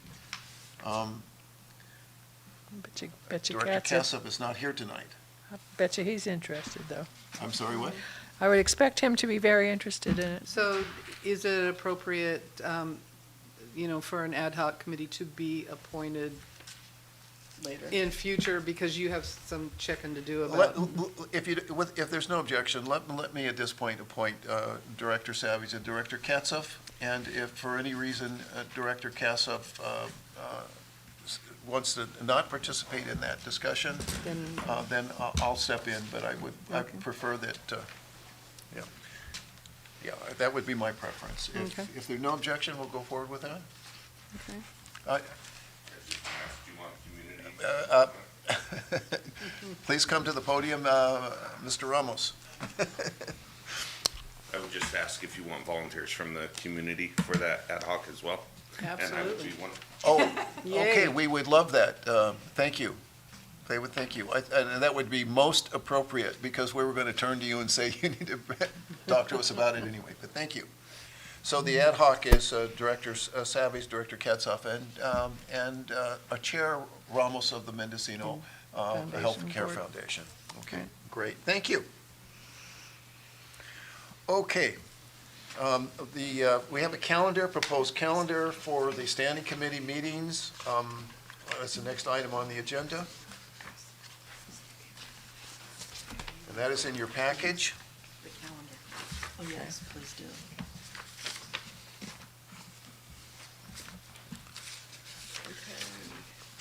Are you doing questions, comments? Yes, at this point, yes. Because I have a comment, so tell me when you're ready for a comment. Okay, all right. Questions from the board? Okay, hearing none. Public comments? All right, then, Director Savage, you're up. Okay. I understand that it's helpful to have a predictive calendar such as this for events, et cetera. But I'm concerned about plunking in an ongoing finance committee meeting on a particular second week on the Thursday, et cetera. What Sarah and I, because we are the finance committee, what we had talked about is having a preliminary meeting on the 21st. 23rd. 23rd, 21st? On the 21st. 21st, thank you. And that at that point, what we'd be talking about is what kind of a calendar makes sense. Part of the weirdness, and I'm really hoping someday we get to have the bylaws discussion about our oddity of having bylaws that say that this body meets on the last Thursday is currently in the bylaws. And we really wanted to make sure that the Finance Committee actually meets in a timely way for input from the Finance Committee to be included in the agenda of the regular meeting, and having a second Thursday might or might not be the ideal time to have that meeting. So we would really appreciate if we could have our meeting and then get back to you with a recommendation for how those ongoing finance meetings would happen, rather than adopting a calendar that says we're meeting the second Thursday at this time.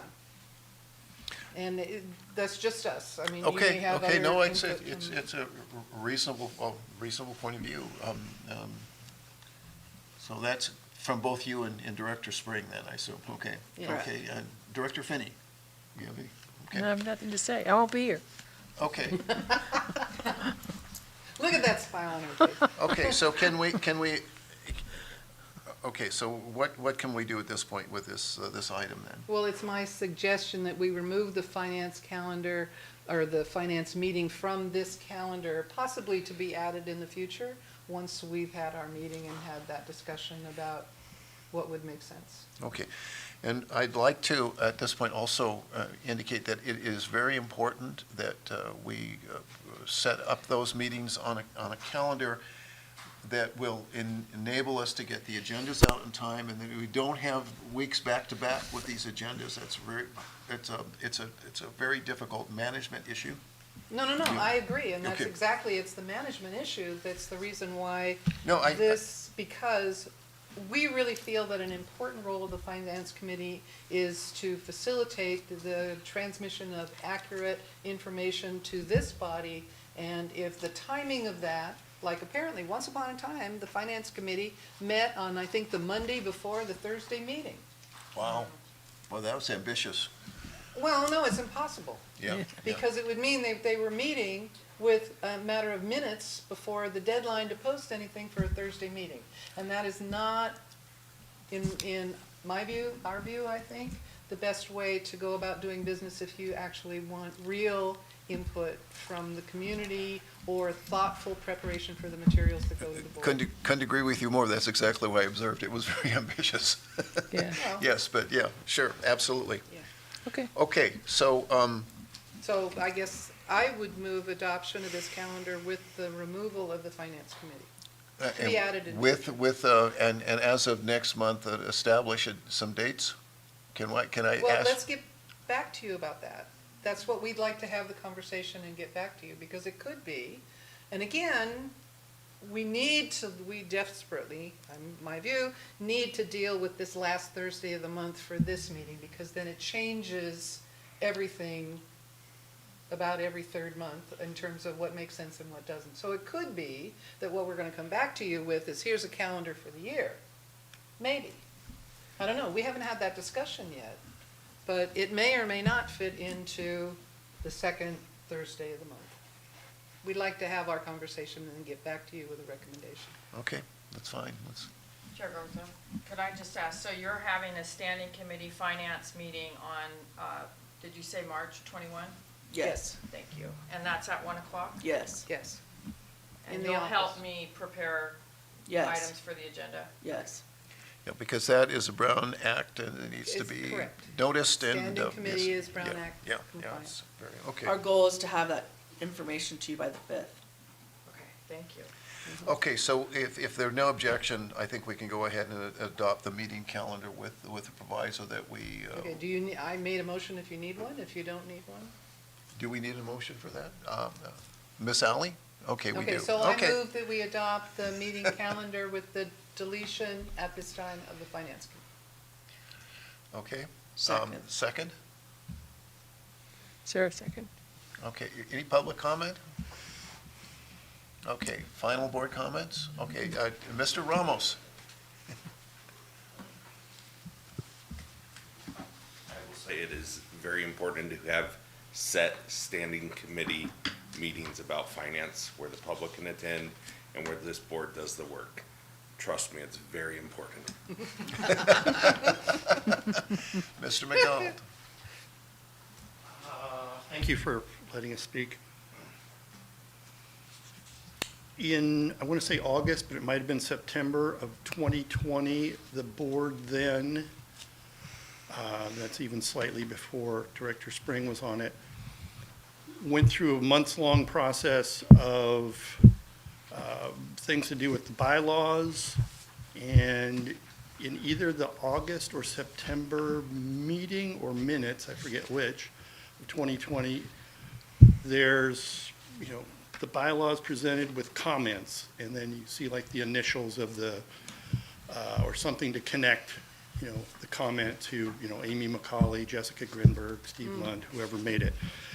And the then chair, and longtime chair of the board recommended that after affiliation, which they were just slightly after then, that there not be standing committees any longer, that they just be, the same things could be handled on an ad hoc basis. And you're hearing, I agree with that. And that's me who wants to be there at every meeting possible. Realizing, ad hoc committees, that could just be the two of them meeting to talk finances. Or they can invite the public who might have information. I'm not really in favor of setting everything in stone. I'm glad that Director Savage and Director Spring brought up the need to get finance on a schedule that works for them. And it was actually, the Finance Committee meetings until COVID were held on the Tuesday, 2 days before the Oh, that's board even meeting. worse, Yeah, so you really were getting next month's or last month's financial report during the board meeting that followed. Thank you. Okay, any more public comments at this point? Okay, let's go to final board comments. Discussion? Question? Call for the question, is that what that Call. is? Yes. Okay, Paul Garza, Yes? Paul Katzif, absent, Susan Savage, yes, Sarah Spring, Yes. Lee Finney. Yes. Approved. Now we move to a very sad part of the agenda. And, Oh, it's my resignation. okay, Okay. we have before us a letter of resignation from Director Finney, which we need to vote to accept at this point, so that she can carry on with the rest of her life in the way that she wants to. Thank you. And while we will miss her greatly, her wisdom and her insight and her commitment, and also her compassion toward both the community and the members of this body, I think we're going to have to. So with great regret, I move that we accept a letter, Director Finney's letter of resignation, effective tomorrow, March 1st, 2024. Second. Do we have the option to say no? No. I mean, you could say no if you like, but I'm still, No, but I I'm don't still think it'll going. change anything. Yeah. Yeah, I get the sense that that she's going irrespective of what we do. So there's really little point to that. Right. Thank you very much for the kind words, Yeah, all is of you. If any members of the public would like to make, well, let's do this before. We have a proclamation and a Can we resolution. accept the resignation first and then move to? Yes, the- you're right, yes. correct, thank you. Motion's on the floor, but yeah. Okay, any more discussion, or are we calling for the question? Call the question. Okay, Lee Finney, Yes. Paul Garza, With great regret, yes. Paul Katza, absent, Susan Savage, yes, and Sarah Spring. Unfortunately, yes. No. Okay. Okay, dang it. In Okay, addition, I would like to present Lee with a proclamation of the appreciation of the Board of Directors and the Mendocino flowers. Coast Healthcare District at this time. And what I would like to do, if possible, is to have the board members who are here tonight alternate on reading the whereases. And I will begin with the first one, and then I will pass it on to Director Savage and Director Spring. I don't know how this is going Okay, to I work want out. dibs on the third one, though. Oh, you want to do the third one? Yes, I do. Okay, then I'll pass it to Director Spring, if that's okay. Okay. All right, okay. And a proclamation of appreciation of the Board of Directors of the Mendocino Coast Healthcare District for Lee Finney. Whereas Mildred, and I never knew that was her actual first name, Lee Finney completed a bachelor's degree in government from George Washington University and a master's degree in counseling from CSU Hayward. And whereas, I'm like, Yeah, we've got a different copy. no, that's, okay. I You've did, added. I did some additional research. I Okay. wanted to Okay, fill this good. out. All right, well, maybe I'll look for the one I want to say. whereas Lee Finney began her career in social work, serving in numerous capacities as a caseworker, probation officer, child welfare, and Okay, this one's good. Whereas Lee Finney oh, there's a typo, we'll fix that. Over decades served in electoral campaigns as a volunteer, field director, campaign manager, community organizer, and served in leadership positions of civic and political organizations. Amen. Okay.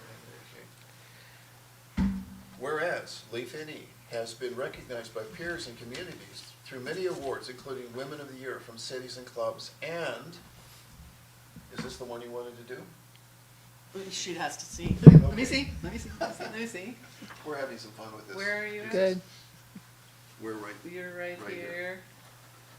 Yeah, I'll do it. Whereas the voters of the district elected Lee Finney to the Mendocino Coast Healthcare District Board of Directors and has served MCHCD as chair of the board since January 2023. Oh, well, that was the one, but go ahead, Okay. Sarah, you got it. Whereas Chair Finney has been an inspiring visionary leader whose commitment to excellent public service, transparent leadership, and collaboration has laid a firm foundation for the board to continue its important work, and Okay, thank you. Whereas Chair Finney has worked tirelessly to support the mission of the district to increase access to health care and healthy lifestyle choices, and We're here. And Chair Finney has provided expert and cost-effective project development leadership of district initiatives, including the complex compliance with state-mandated seismic retrofit standards. Now therefore, you get to read the final phrase, okay? now therefore be it resolved that the Board of Directors of the Mendocino Coast Healthcare District does hereby extend its heartfelt appreciation for and recognition of the commitment and excellent work of Lee Finney as the Mendocino Coast Healthcare District's Board of Directors Chair, and wishes her much happiness and success in the future. And then passed and presented by the Board of Directors of the Mendocino Coast Healthcare District this 29th day of February 2024 by the following vote. Call the question, please. okay, Paul Garza, Yes. Paul Katzif is absent, Susan Savage, absolutely, Sarah Spring. Yes. Okay. And Lee, do you get to vote I don't get on to your own vote on it. proclamation? I don't But know. we have our majority vote, so there we go. Yeah, so, And thank you very Director much. Finney, would you please come out in front? Oh, so my we can- God. and- Flowers. I'm gonna have to get up. And give me the proclamation so I can get it signed. Yep. Okay. I can walk it around while you're doing that.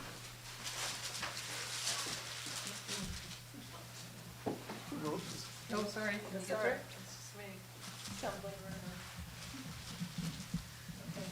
Thank you. So on behalf of the healthcare district, Thank you. and thank you for all of your service.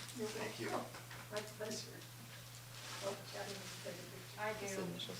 Can we have the rest of the board? Come on. Oh, There you go. It shouldn't be just. Yeah, me. I've done this wrong. You're gonna miss the characters. I don't know what you're gonna do without all the Looney Tunes in Mendocino County. Well, I think we ought to get, Say cheese. Lee. Say Lee, thank you. Okay, thank you. Thank you, guys.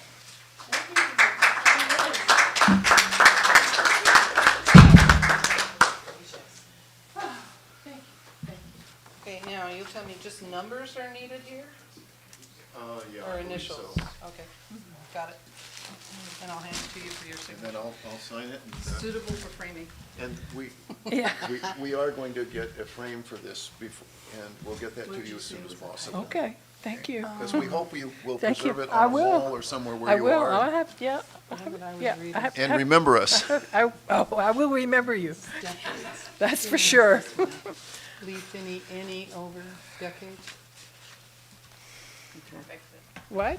Yeah, there's a typo. Oh. Well, maybe we should leave it in. Just leave it. We Just should strike leave it in Leave because it. it would be It's totally okay. perfect. It's fine. Right. You can leave it. Just strike through it with a pen, and then that way she'll know that we're not perfect. Yeah. Yeah.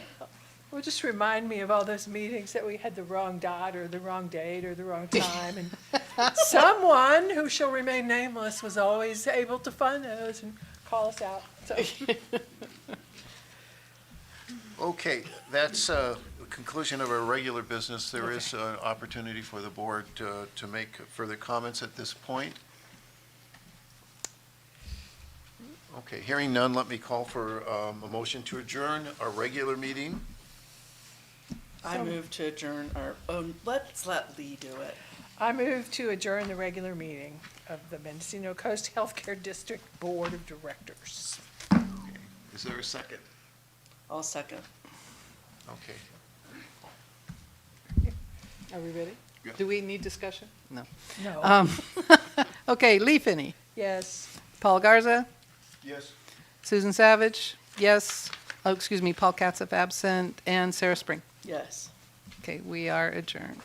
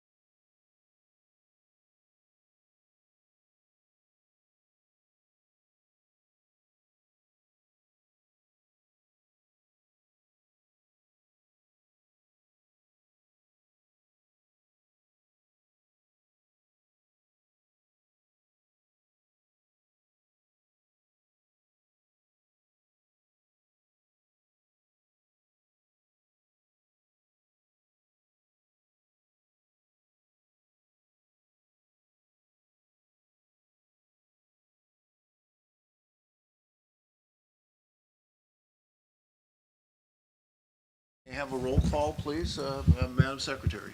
Yes, hang on, just a sec. 6:05, where are you?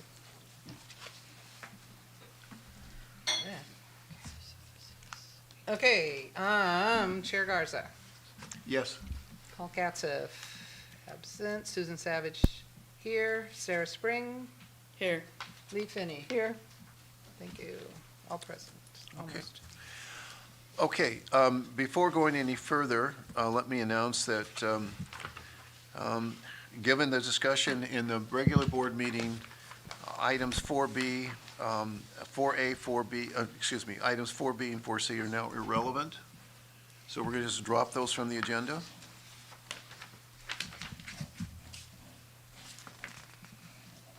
So the only item we will have is, pardon? Oh. Is that correct? No, Sue's not. If you.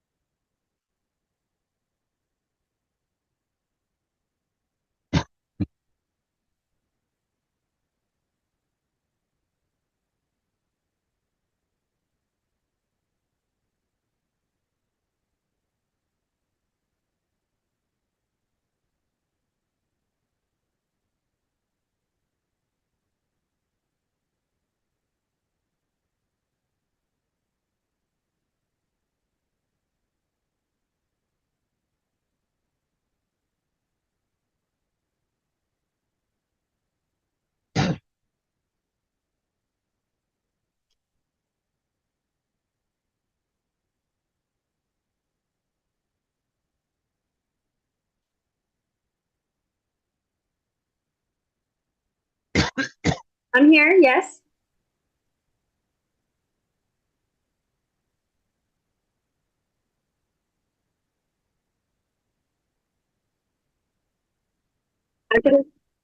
Yeah, special meetings don't require public comments. Brown Act says that you can hold special meetings. The public is still allowed to speak on action items, but they don't have the public open forum comment.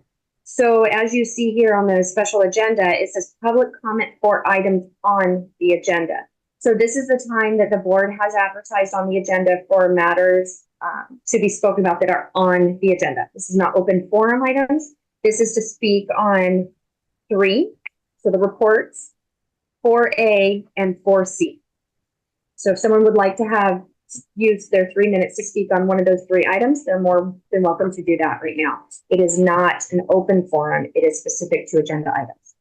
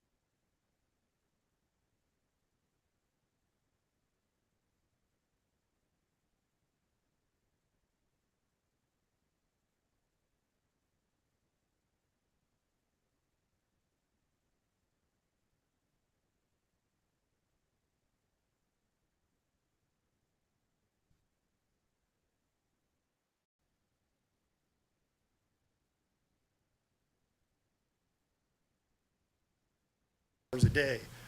You know, that's part of my specialty, but that isn't what's going to move this place forward. All right, any other comments from Ms. Williams, please? Okay, thank you. I have to agree with Malcolm. I think for how many months now and going on years, I've been a pain in the rear end of the board requesting documentation.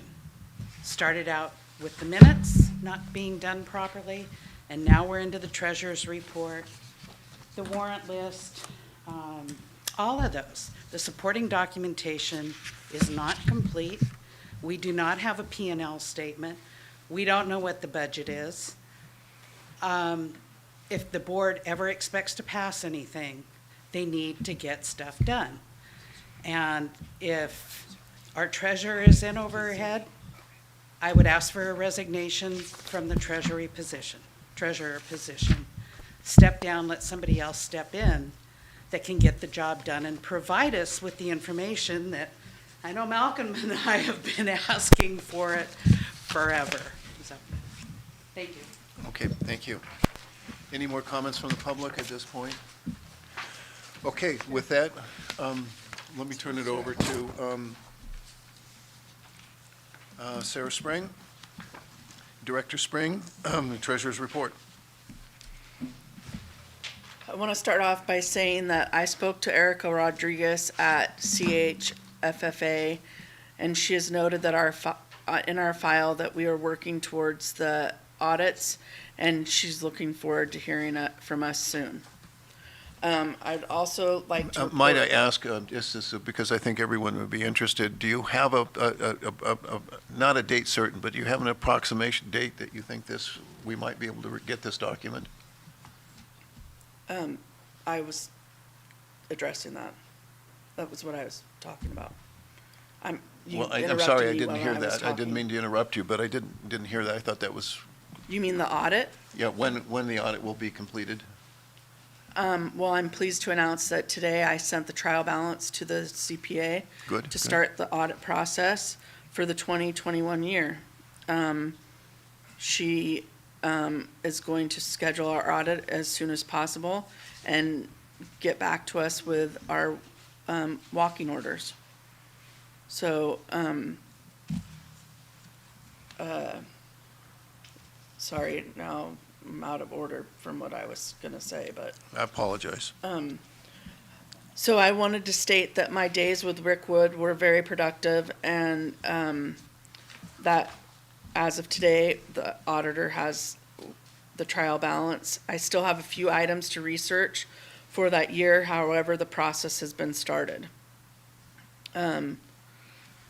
So as you have the current balance sheet, I would like everybody to be reminded that this is what is in the bank accounts, and this does not reflect the commingling of funds with Adventist Health.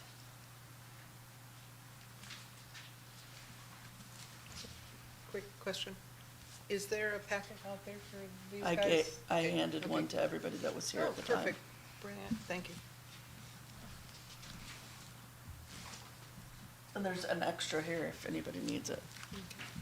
A couple things I want to clarify before anybody has questions about the balance sheet is LAIF currently has the Allison Headley money in it. So I want everybody to realize that LAIF includes the 28,000. The number I have for LAIF includes the $28,764 that the board agreed will have its own account at California Bank of Commerce as soon as we can access the LAIF account and transfer that money. We're still waiting to hear from IGT about getting our money back. We've been told in the past February or March, but we all know that that's dependent on somebody else putting the money in for us to get our money back. So. That was the transaction that was done some time ago. That was about $1 million, if I'm correct? Mm-hmm. Correct. Okay. Okay. I just want to make sure that people in the audience can track it. It was done in roughly February, I believe. Okay. So, as everybody can see, some accounts have been closed. I'm very close to closing the other accounts at Bank of America and Tri-Counties. So, you will notice that there's some accounts that have nothing at the Bank of Commerce. That's because, for instance, one of those is the Allison Hudley Ford Fund account. So as things close at other banks, some of these accounts will be funded for the purposes that are at other banks currently. Where, let me find this. What are you looking at?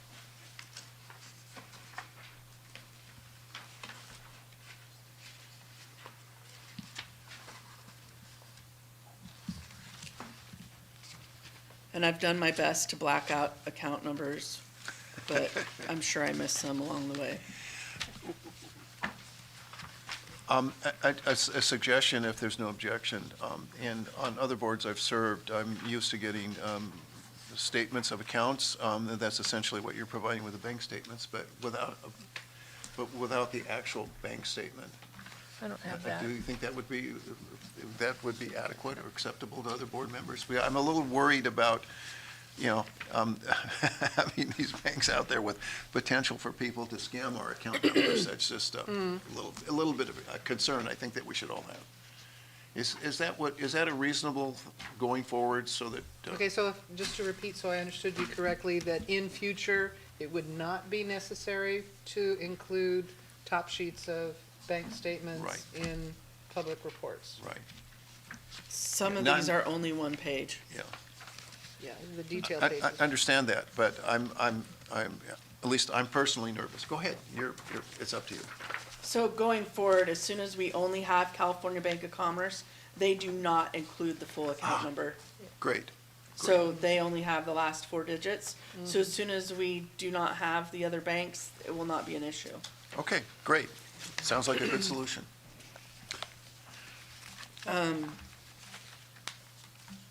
So, in the interest of not jumping forward, does anybody have questions about the balance Yeah. sheet? The savings bank plan, 3748 closed, it says, I was looking at the fact that it had this dollar sign and no money in it, but, It is closed closed. before. closed. So Right. all of the savings bank is closed. Correct. Yay! Okay. Okay, good.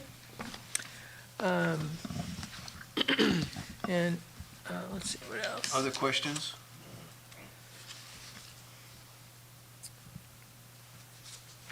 And I have more to say after, if there's. Well, what, I mean, it says, so all the others indicate where they're closed. B of A. Why do we still have B of A accounts? Didn't we decide that we need I to was get rid of working on those? getting the statements from them. Oh, So okay. that Rick and I could get the Go work through done. them, yeah. by Rick, you mean Rick Wood. Rick Wood from CSD, California Special Yeah. Districts Association, yes. Okay, And also, while Rick and I were working, there was times we needed to call the bank and ask information. And if the account's closed, They won't that makes help it yeah, a lot more difficult to get information. right, yes, thank you, got it. Okay. Go ahead, please. No, wait. I think Director Spring has more to report, I believe. Yeah. Oh, is that it? Did you have a question? I just wondered, thank you, did you have a date when you think the Bank of America accounts would get closed, all of them? No. Not within 60 days, not? Oh, yes, within 60 days, for sure. Thank you. Yeah, I think the concern is there that if I recall correctly, we're getting extraordinary fees charged by them and we'd like to unload them. Bank of America has agreed to look at refunding some of them. Oh, wonderful. Very good. That's good news. And Tri-Counties, I have asked the question the response has not been as positive as it was with Bank of America.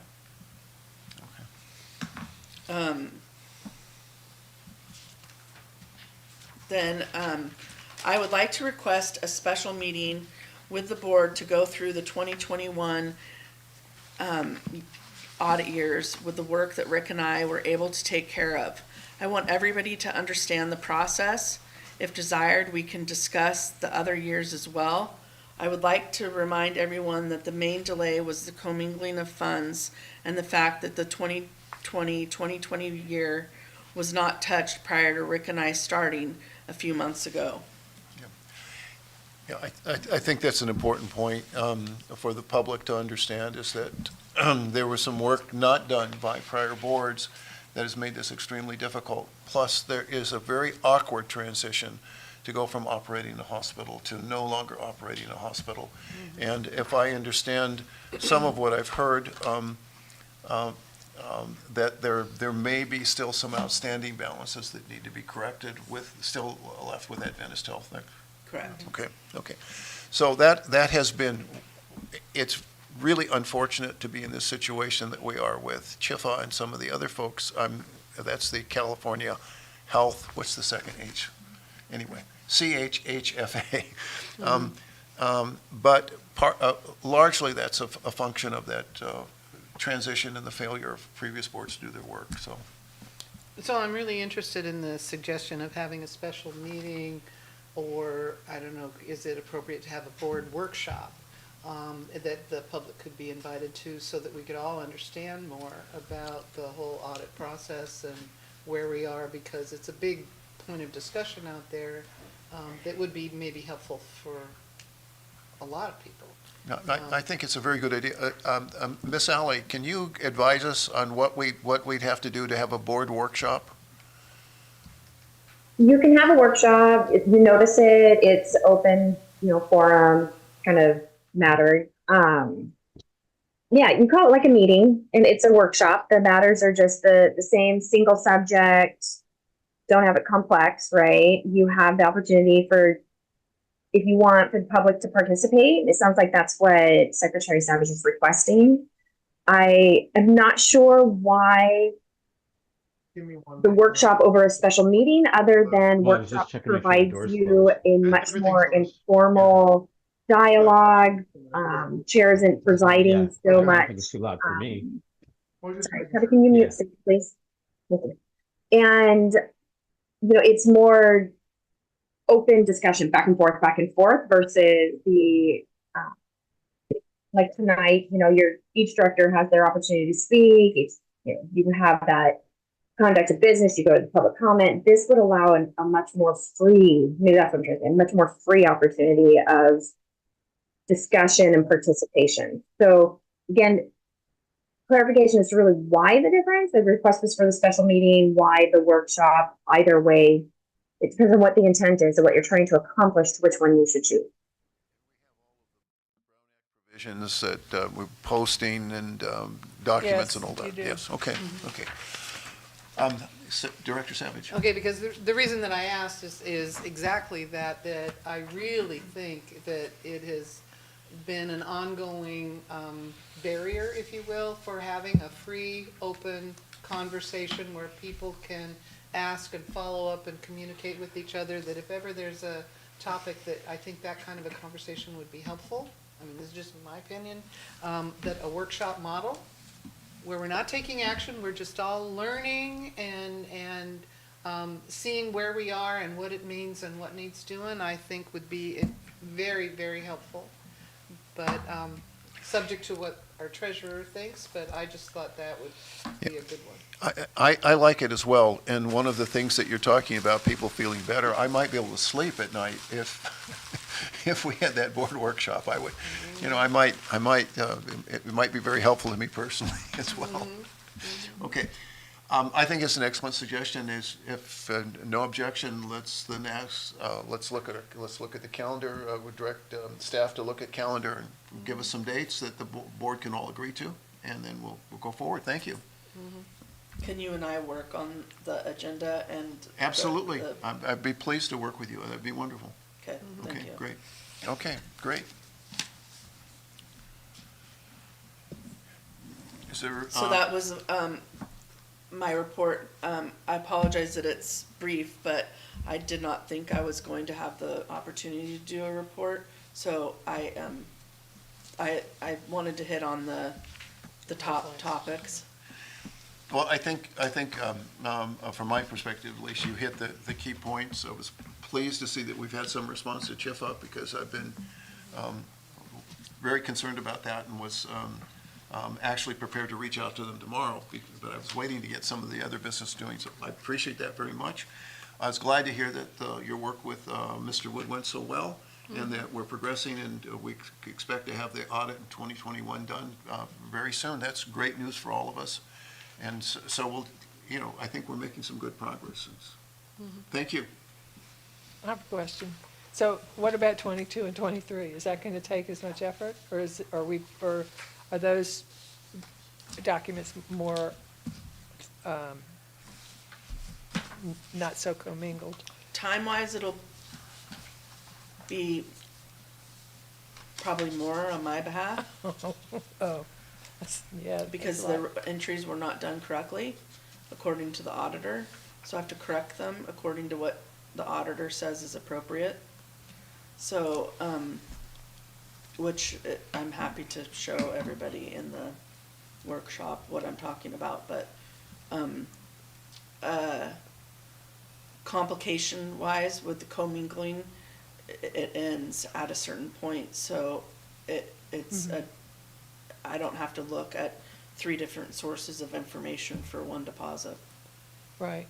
But as my recollection is, it didn't end until like July of last year when Jade and the then Correct. CEO made an agreement to end it, right? Correct. Yeah. And since then, no money has gone in. Right. But But so up you've got until then- you've got a year and a half that was still being commingled. And Yes. Moss Adams didn't take care of this, right?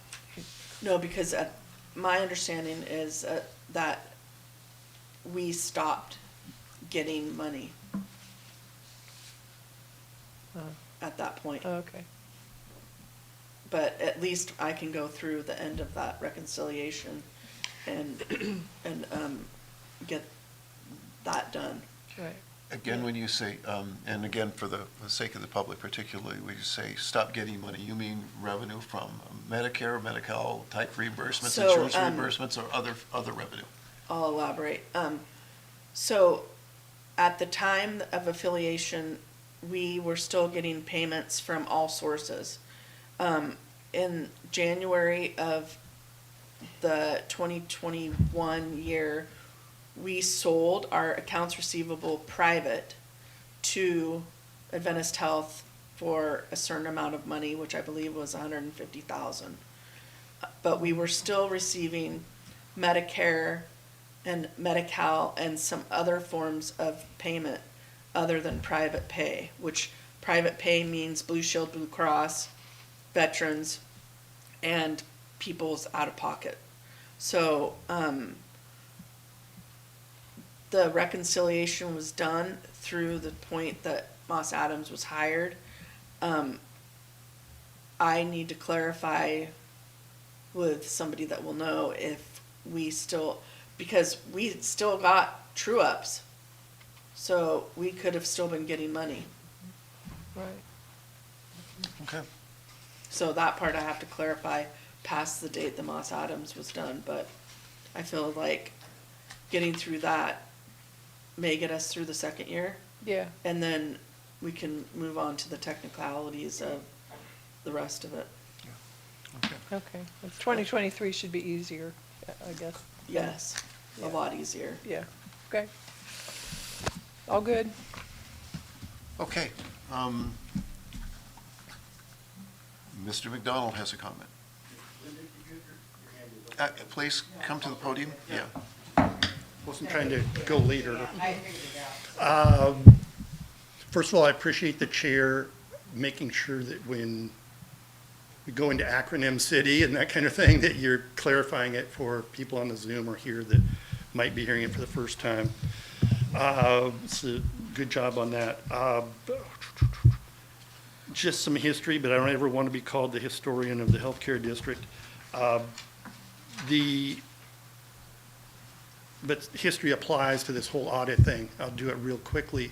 In 2020, from the affiliation through the end of that year, there were 0 financial reports, treasurer reports provided.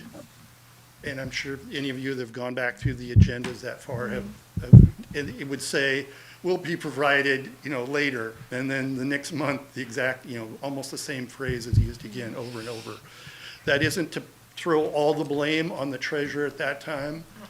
Some of it goes to AH also, but some of the blame goes to the treasurer at that time.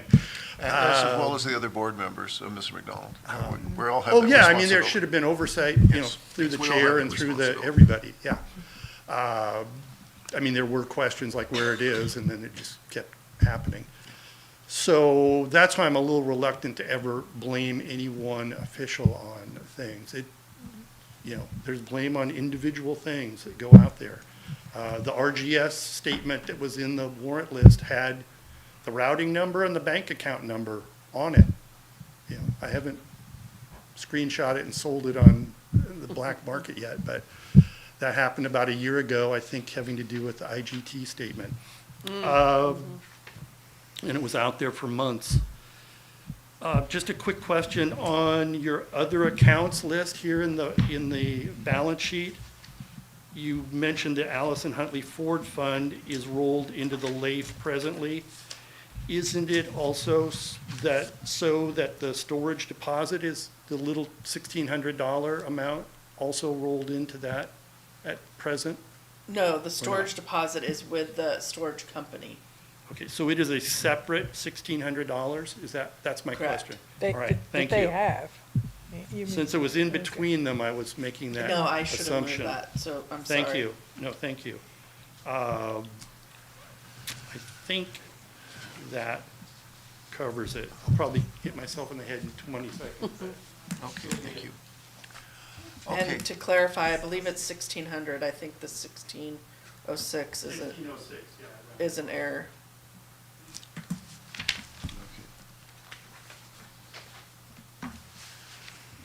okay.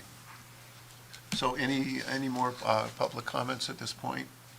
Okay, any further discussion from the board? Okay, hearing none, let's move on to the warrant list. First, we have a- Question, do we need need a motion to accept the treasurer's report? No, No? it's Okay. information only. Okay. Okay, so, Warrant Director list. Spring? So, since the last meeting, Redwood Roofers started the process of needing to work on the 515 Cypress Street, and we needed to get them a check for 50% of the job, plus $1,000. So I had Director Garza and Director Savage both approve me bringing the check, writing the check and getting it to Redwood Roofers so that the project could get started. So that's been paid. What needs approval is the latest props and measures, my invoice for my trip, and then Mendocino, which I don't have the actual copy because the one that I got emailed to me would not print legibly. But it was all customary photocopying. And then I would like to bring forward the RGS invoices, and hopefully we can have a meeting, because we never created a budget line item for paying RGS. Okay, so, I appreciate what you're telling us about Redwood Roofers, but I think for especially from anyone watching from the outside who may not be aware of this, it's a bit problematic to show the invoice for the full amount, and then we do have an invoice that we paid for the $61,000, if I recall. I believe I saw some backup documentation for that. For the what? This, A receipt for the 61,000 Yeah. or something? Is that what you mean? didn't I see documentation for the $61,000 plus payment we made to Redwood Roofers? I did sign something. I thought. What I'm suggesting is that Well, this is the invoice that I paid. you paid 120,000? No, I paid the 61,000 off of the 100. Ah, Right, 50% plus $1,000. Where does that, okay. And a member of the public looking at that would have a question in their mind about what we're doing here. That's what I'm trying to point out here. Does that make sense? Well, it says 515 Cypress Drive, Fort Bragg, commercial. I understand that, but the amount, it's 123.75 here, and on the front, you're saying 61,187. All I'm pointing out is that it would be a whole lot more effective if we had the backup document and the statement here matching. That's just all I'm saying. Well, it says signing payment and materials deposit. I just, the past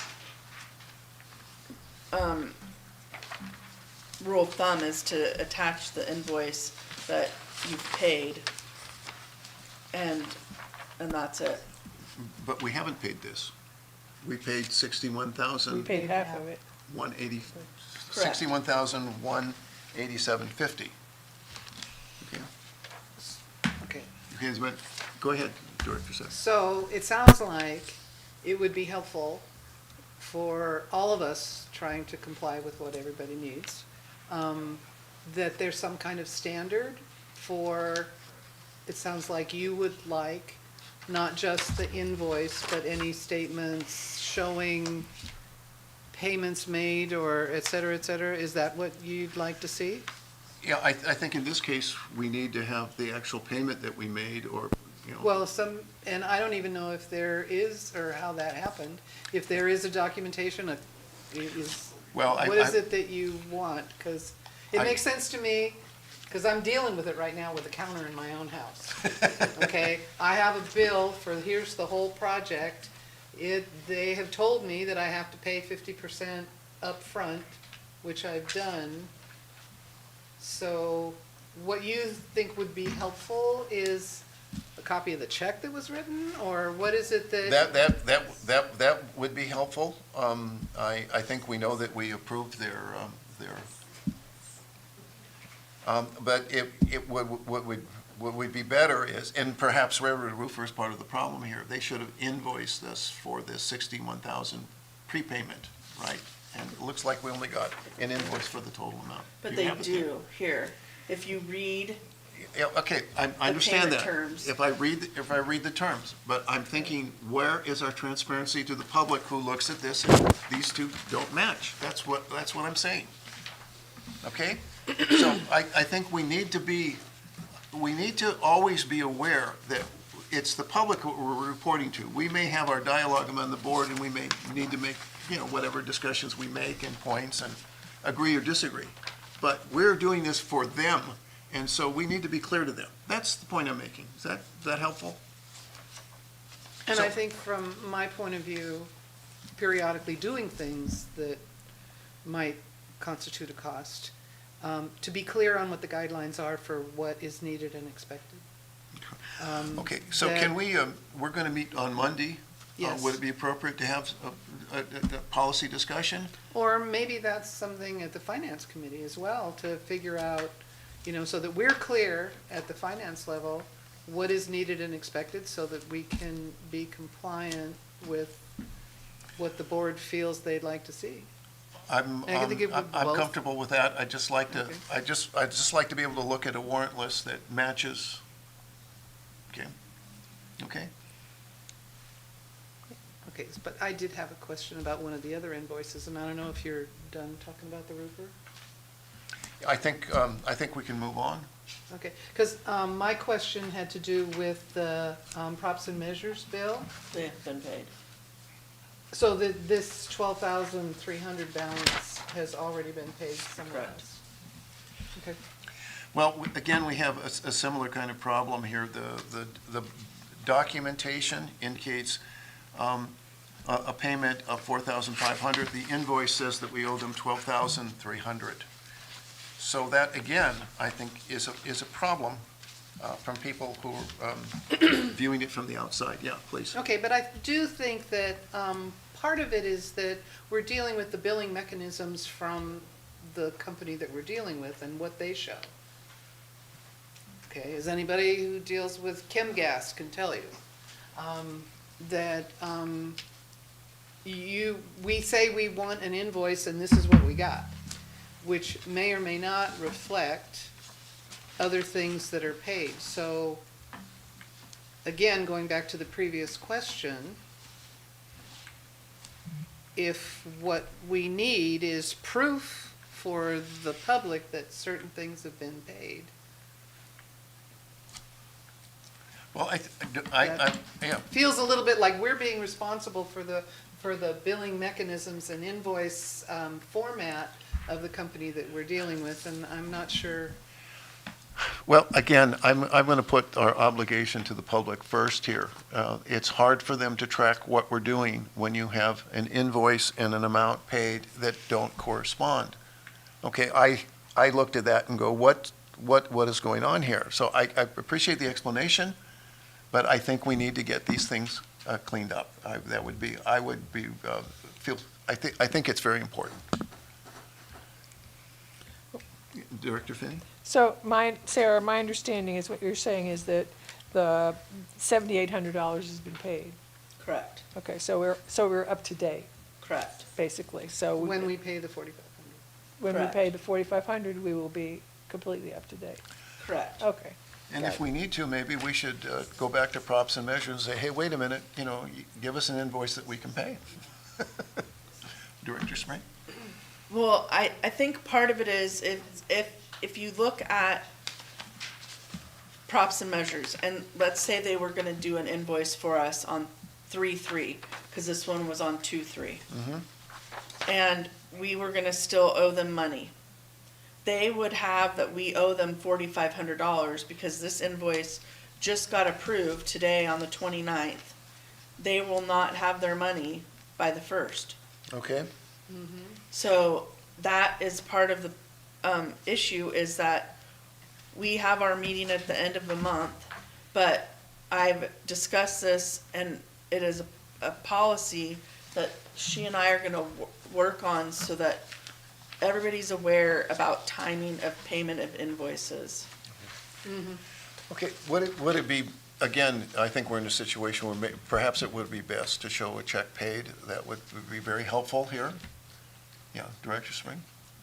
Some of these people get paid electronically. I don't, Okay, or a we check have that I've never seen. We've had, when do we have a receipt from electronic transaction? Every one I do with Amazon gives me a receipt. Yeah. So, okay, I'm comfortable. I think Director Savage, go ahead. Well, I'm just gonna say, I think what we said is that understanding that there's a concern that invoices also come with some kind of a record of up to the minute where we stand on this invoice and others. So my suggestion would be let the finance committee have a discussion about it and come back to you with how we would recommend that it be most easily and expeditiously done so that people understand where the money is. Okay, I'm all for that. Okay. Okay, and perhaps it would be maybe sufficient enough to just attach a note into, I don't, you guys work with it, but I think, but do you agree with the goal? Okay, so I think we're there, okay. Okay, then we have, I guess my next question is, we have your expenses. And as you noted, we do not have a reimbursement policy, and we certainly appreciate the work that you did and want to get you this, but without receipts, it's very difficult to make this kind of payment. Otherwise, we risk, frankly, making a gift of public funds. So I used per diem. we don't have a per diem policy. I understand that. I saw that but we do not have a per diem policy. But we have reimbursed. I got my conference travel reimbursed. And I don't know, with receipts. So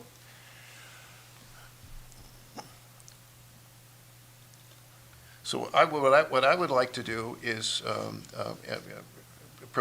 propose that certainly we want to pay you, we want to pay you as quickly as possible, but that we will pay you upon receipt of receipts.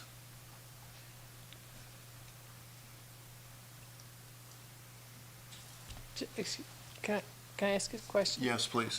We were talking about hotel receipts primarily, right? There's not going to be receipts for mileage? No, mileage is mileage. Mileage is And mileage. I'm assuming that, And, you know, and the meals look pretty Yeah. modest. So it's essentially hotel receipts, right? Okay. 3 days, 3 nights.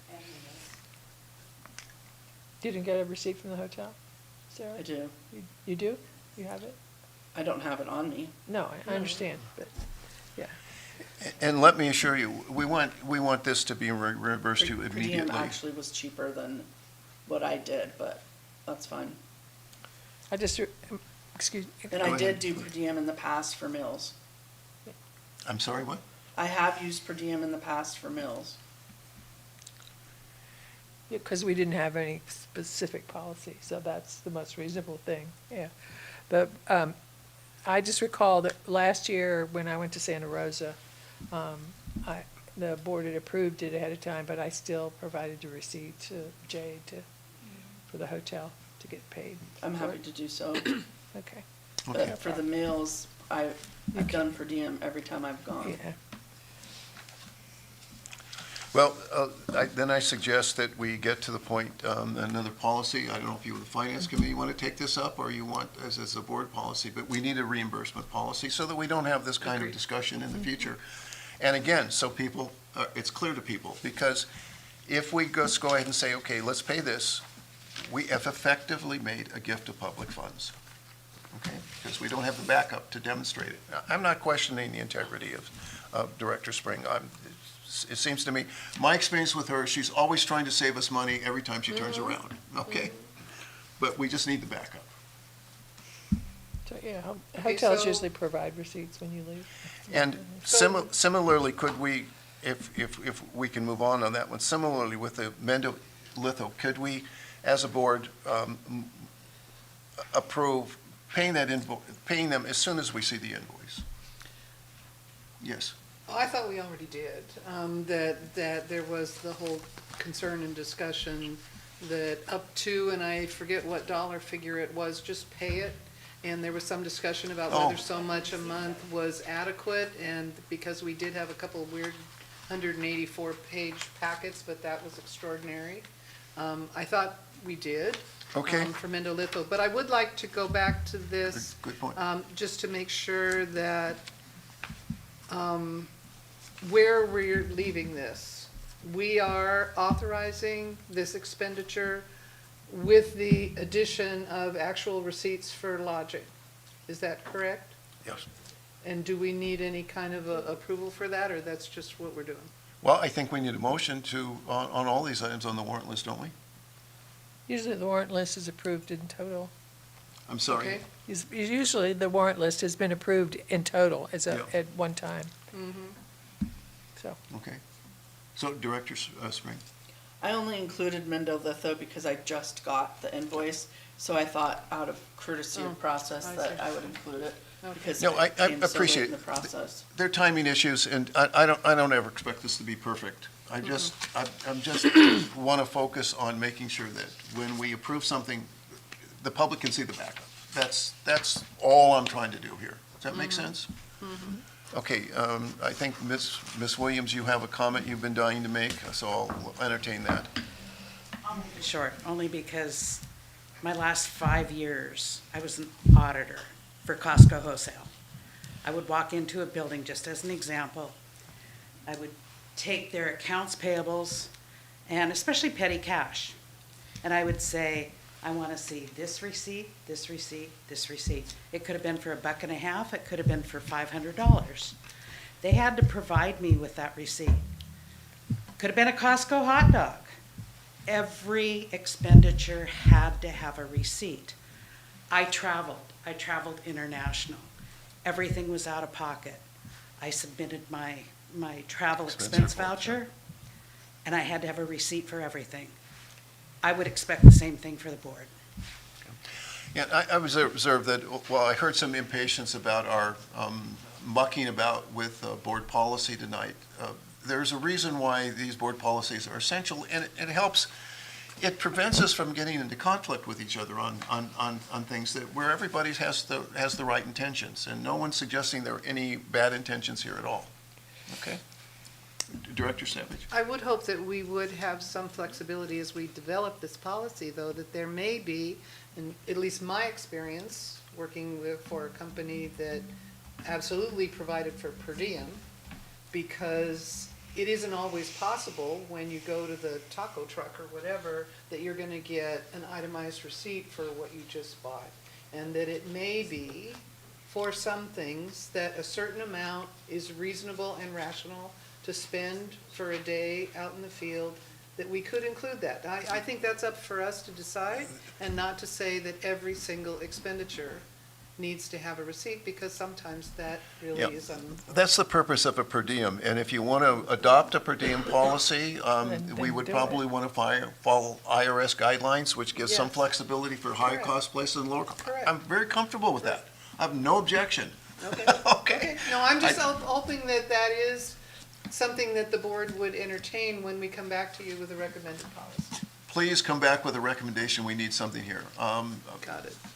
Ms. Garza? I'm sorry. When I stand up, my leg gives out. My community college district did per diem for food when we traveled. We still always had to have a receipt. And Taco Bell gives receipts. I'm sorry. Everybody does. You can ask for one. So Director Spring has $56 for 2 of those days. You know, and I appreciate that you're trying to save money, and the per diem, I'm sure, I looked at that, was a lot less, and you probably spent more. That's a good price for a hotel in Sacramento. That's a very good price for a hotel. We have family in Sacramento, we go there quite a bit, I know what hotels cost. But this time, Director Spring, do the receipts and take the reimbursement, even if it's higher than per diem, because this board doesn't have a policy on per diem. So I just think the receipts are absolutely essential. They're the best protection for all of you, particularly Director Spring, okay? So I would be very disappointed if you do this without receipts. Okay, well, if no objection, let me offer a motion that we approve these, the warrant list, and that we, including approving the amount of that, of Director Spring upon when we get receipts, and we'll do that as quickly as possible. I apologize, Chair. You did not advertise this as an action item. It is information only.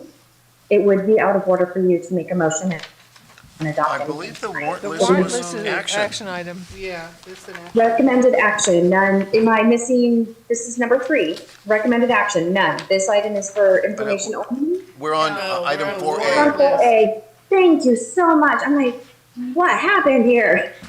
Okay, Thank you very much. okay, we're on, 4A. So we're okay, right? Yeah. Ms. You're Ellie? good. Yes, You're yes. good. Yeah. Okay, thank you. Yeah. Okay, Mr. McDonald. Find it ironic that, I mean, I agree that, yes, there should be receipts. But there's an irony here that there are multiple board members here who voted to send millions of dollars off to Adventist Health approximately a year ago, just on the word of the then treasurer. No supporting documents. They voted to send the IGT money, $1,095,000 off, without really reading the documents, apparently. And our present chair made a motion in December to use one-time funds to provide for the RGS agreement. No mention of where the one-time funds came from, no mention of how that would fit into the budget, or if it could fit into the board's budget, et cetera, et cetera. find this a little too much harping on minutia. I do appreciate that the seeming sentiment is that we're going to do this eventually, but the tone of it is not correct. All right, do we have a second to the motion? Good question. Because you moved it, is that correct? No, I lost my paperwork. I don't remember. Motion is we approve the warrant list. Correct. And including Director Springs' request for reimbursement pending receipts. And Correct. and And that you we moved it. endeavor to do that immediately, as Yes. soon as possible. Yeah, and you moved it, and I didn't write down who seconded. I'll second it. Okay, Okay. We ready for a vote now? I believe so. Okay. Okay. Paul Garza, Yes. Paul Katza, absent, Susan Savage, yes, Sarah Spring, Abstain. and Lee Finney. Yes. Okay. Warrant list is approved. Okay, now I'm going to turn our attention to item 4C, and in lieu of what appears in the agenda, I've turned the floor over to Director Finney for a motion. I would like to recommend a substitute resolution to be crafted to say that the agency administrator is granted read access to the documents that Tri-County's not signing docs, instead of signing access, that she would not have signing authority, she would have, would have read authority. That would be my suggested substitution. Okay, is there a second?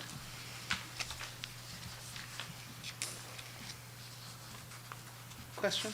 No, we need a Okay. second Okay, first. We it really will- should have a second. If it dies for lack of Okay, a I'll second it then. Okay, let's go on to board questions.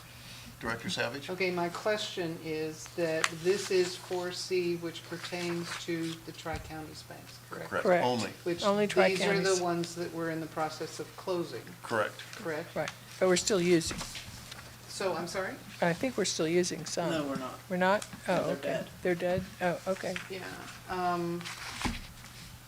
Well, then, it's not as important. Because it was my original suggestion that there may be a bigger, broader discussion at some point to have over how we want this whole financial situation to work. And that because of notification issues, because of confusion, et cetera, over what we were gonna be talking about in this special meeting, that, I'm not sure why we would be doing this for an account that's essentially closed. Well, we are proximate, but I believe it's essential that you always have two eyes on every financial transaction, okay? And I think that's the entire purpose of it. We should always have both. Okay, it's not just signing authority, it's actual Well, but that's vision what of I it. mean, I think a conversation like that in terms of how do we want the whole thing to work makes complete sense. I'm not I'm just trying to against, figure out, particularly given the way the agenda for this meeting evolved, and I'll tell you, that's my main discomfort about the whole thing. okay. I don't have no objection to the whole enchilada. I think the sooner we get there, the better. As I've shared with you many times, I think a lot of the conflict on this board has come because we don't have clear policies Agreed. and we don't have clear processes. And once we fix those, then we can disagree all we want on principle, but it doesn't become personality. That's the biggest thing I think we need to now try and overcome. And if you want to do that, that's great. I'm just looking at an interim measure so that we can assure the public that we have two eyes on this, and hopefully these accounts get closed soon, right? So this is just an interim measure at this point. Does that make Okay, sense? and to my point, and if, I'm not sure if I'm raising my hand or what I need to do. I was told as late as yesterday afternoon that the only item that was going to be on the special agenda was the warrant list, period. And then things changed and things got added and at some point got added to the website. I received things to add to the packet. None of the above happened in the timeline that it should have. And for me, it's not the content of the issue so much as I really think we have to keep our store in order in terms of adequate notification for board members and for the public so that we can have a clear discussion of an issue with adequate notification for everybody to participate in that discussion. It's not about the specifics of this issue. I feel uncomfortable with the process for how it ended up on the agenda Okay. in the first Well, place. the objection is noted. Okay, and we'll put that into the, make sure that's put into the minutes. Ms. Alley, please. Okay? All right. So can we still have the motion and a second. Can we proceed to that at this point?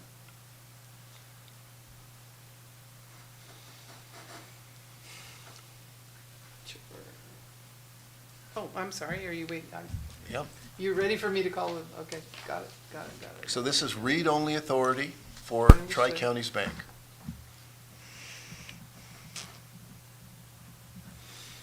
Okay, Lee Finney. Yes. We've had public comments already. No, we have. We're going. You have not. On this item, you have not. I Are we, believe he's have we? correct. I thought we did. All right. Not on Okay, this my item. mistake. I don't think so. All right. No, I don't All right. think so. We didn't. I can make mistakes, Mr. McDonald. You know, I do occasionally. Okay, you're recognized. This kind of shows a lack of leadership to have to bang it. Can you just make your comments, please? Yes. There's elephants in the room here. I do appreciate Director Finney's motion trying to fix this. I mean, I debated whether to just sit here and let it happen. Perhaps Ms. Alley, I would defer to her on this one. If we're changing an agenda item that's an action item, and the action now is something different that was on the original, than what was on the original agenda, is that kosher? Or secondly, does it require a 4/5 vote to change, to essentially bring a new action item onto the agenda? And beyond that, the elephant in the room here is that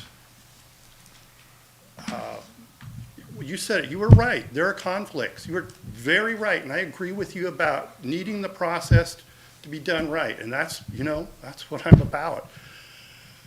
But the elephant in the room here is that Director Spring does not respect the agency administrator. And Director Spring is the elected official, for better, for worse, or for in between. And there needs to be deference there. That's to everybody. That's why I try to say some positive things to you, Mr. Garza, occasionally. I'm sure they're outweighed by the criticisms. But this appears to me like an undermining of the treasurer, whoever it would be, but it's now Director Spring, an undermining of her authority, the treasurer's authority, to put in place someone from an outside company to be either what the original thing is, that the outside company employee would have the right signing rights on the district's bank accounts. That doesn't cut it for me, as all of you on the board know from my letter to you today. And, I can't read that because it would take way too long. But this just doesn't cut it. You need to go, I would say drop this and just move on to the next board meeting. That's the best method. Otherwise, you're just going to keep having the hard feelings. And they're going to be in the public as well as from at least one board member. And that's going to get spread out. It's not going to just be me or some other few people here on the Zoom. Okay. Director Finney. I would be interested in what our parliamentarian has to say about the point about whether or not we can make an action item without constituting a new item to the agenda.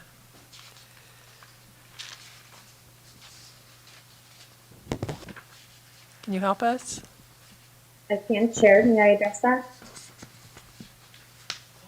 Well, What? can she address? Chair, may I address that? Oh, yeah, she's Speak asking upon if your she can address it, Paul. Pardon? She's asking if she can address that. Yes, my please, question. Miss Alley, please. Thank you, Chair. So to the question, he brings up an excellent point of presenting a brand new resolution as it was presented or spoken by Director Finney, that a supplemental resolution.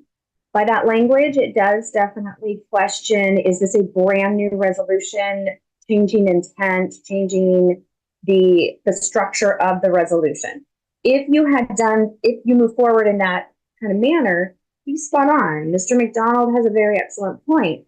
The understanding of the way that Chair Garza read the motion back before calling that question and asking Secretary Savage to take the vote was that this is approving the current resolution with the amendment, or did you guys say friendly amendment, with the change of intent just from giving that position, the executive director, as I read in this resolution, the agency administrator, instead of signing authority, it is read-only access authority. So it is a small enough amendment authority to be able to have that tonight. If you are asking for further intent of change and kind of that history and a whole rewrite of resolution or recitals and whereases, I side with Mr. McDonald in that interpretation as well, that you are better served to bring back that supplemental. So again, I mean, that language can mean a lot. It's very important how we use that. So depending on what that intent is, maybe re-clarifying the motion and what you are voting on, and seeing if there's even a majority in favor of the resolution. So what I'm saying is that as it stands right now, the way that Chair Garza read the motion before calling the question was this is approving the current resolution as it stands. There's no, as it was presented, the intent remains the same, that you are giving the executive director with the amendment of saying no signing, but read-only access authority. But that is an amendment. That is okay to move forward with amendments. You're not rewriting the resolution. You're not redirecting all of that other intent for a true supplemental resolution.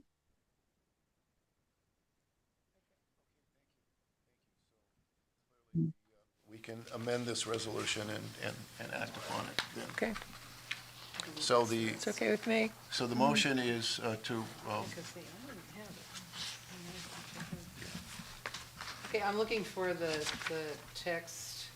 It's the second to last page, I think. Yeah. In my packet. Here it is.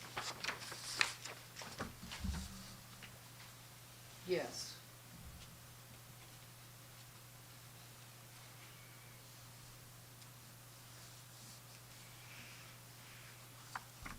So the amendment addresses section 1 of the resolves, because all of your, sorry, pull that resolution up again.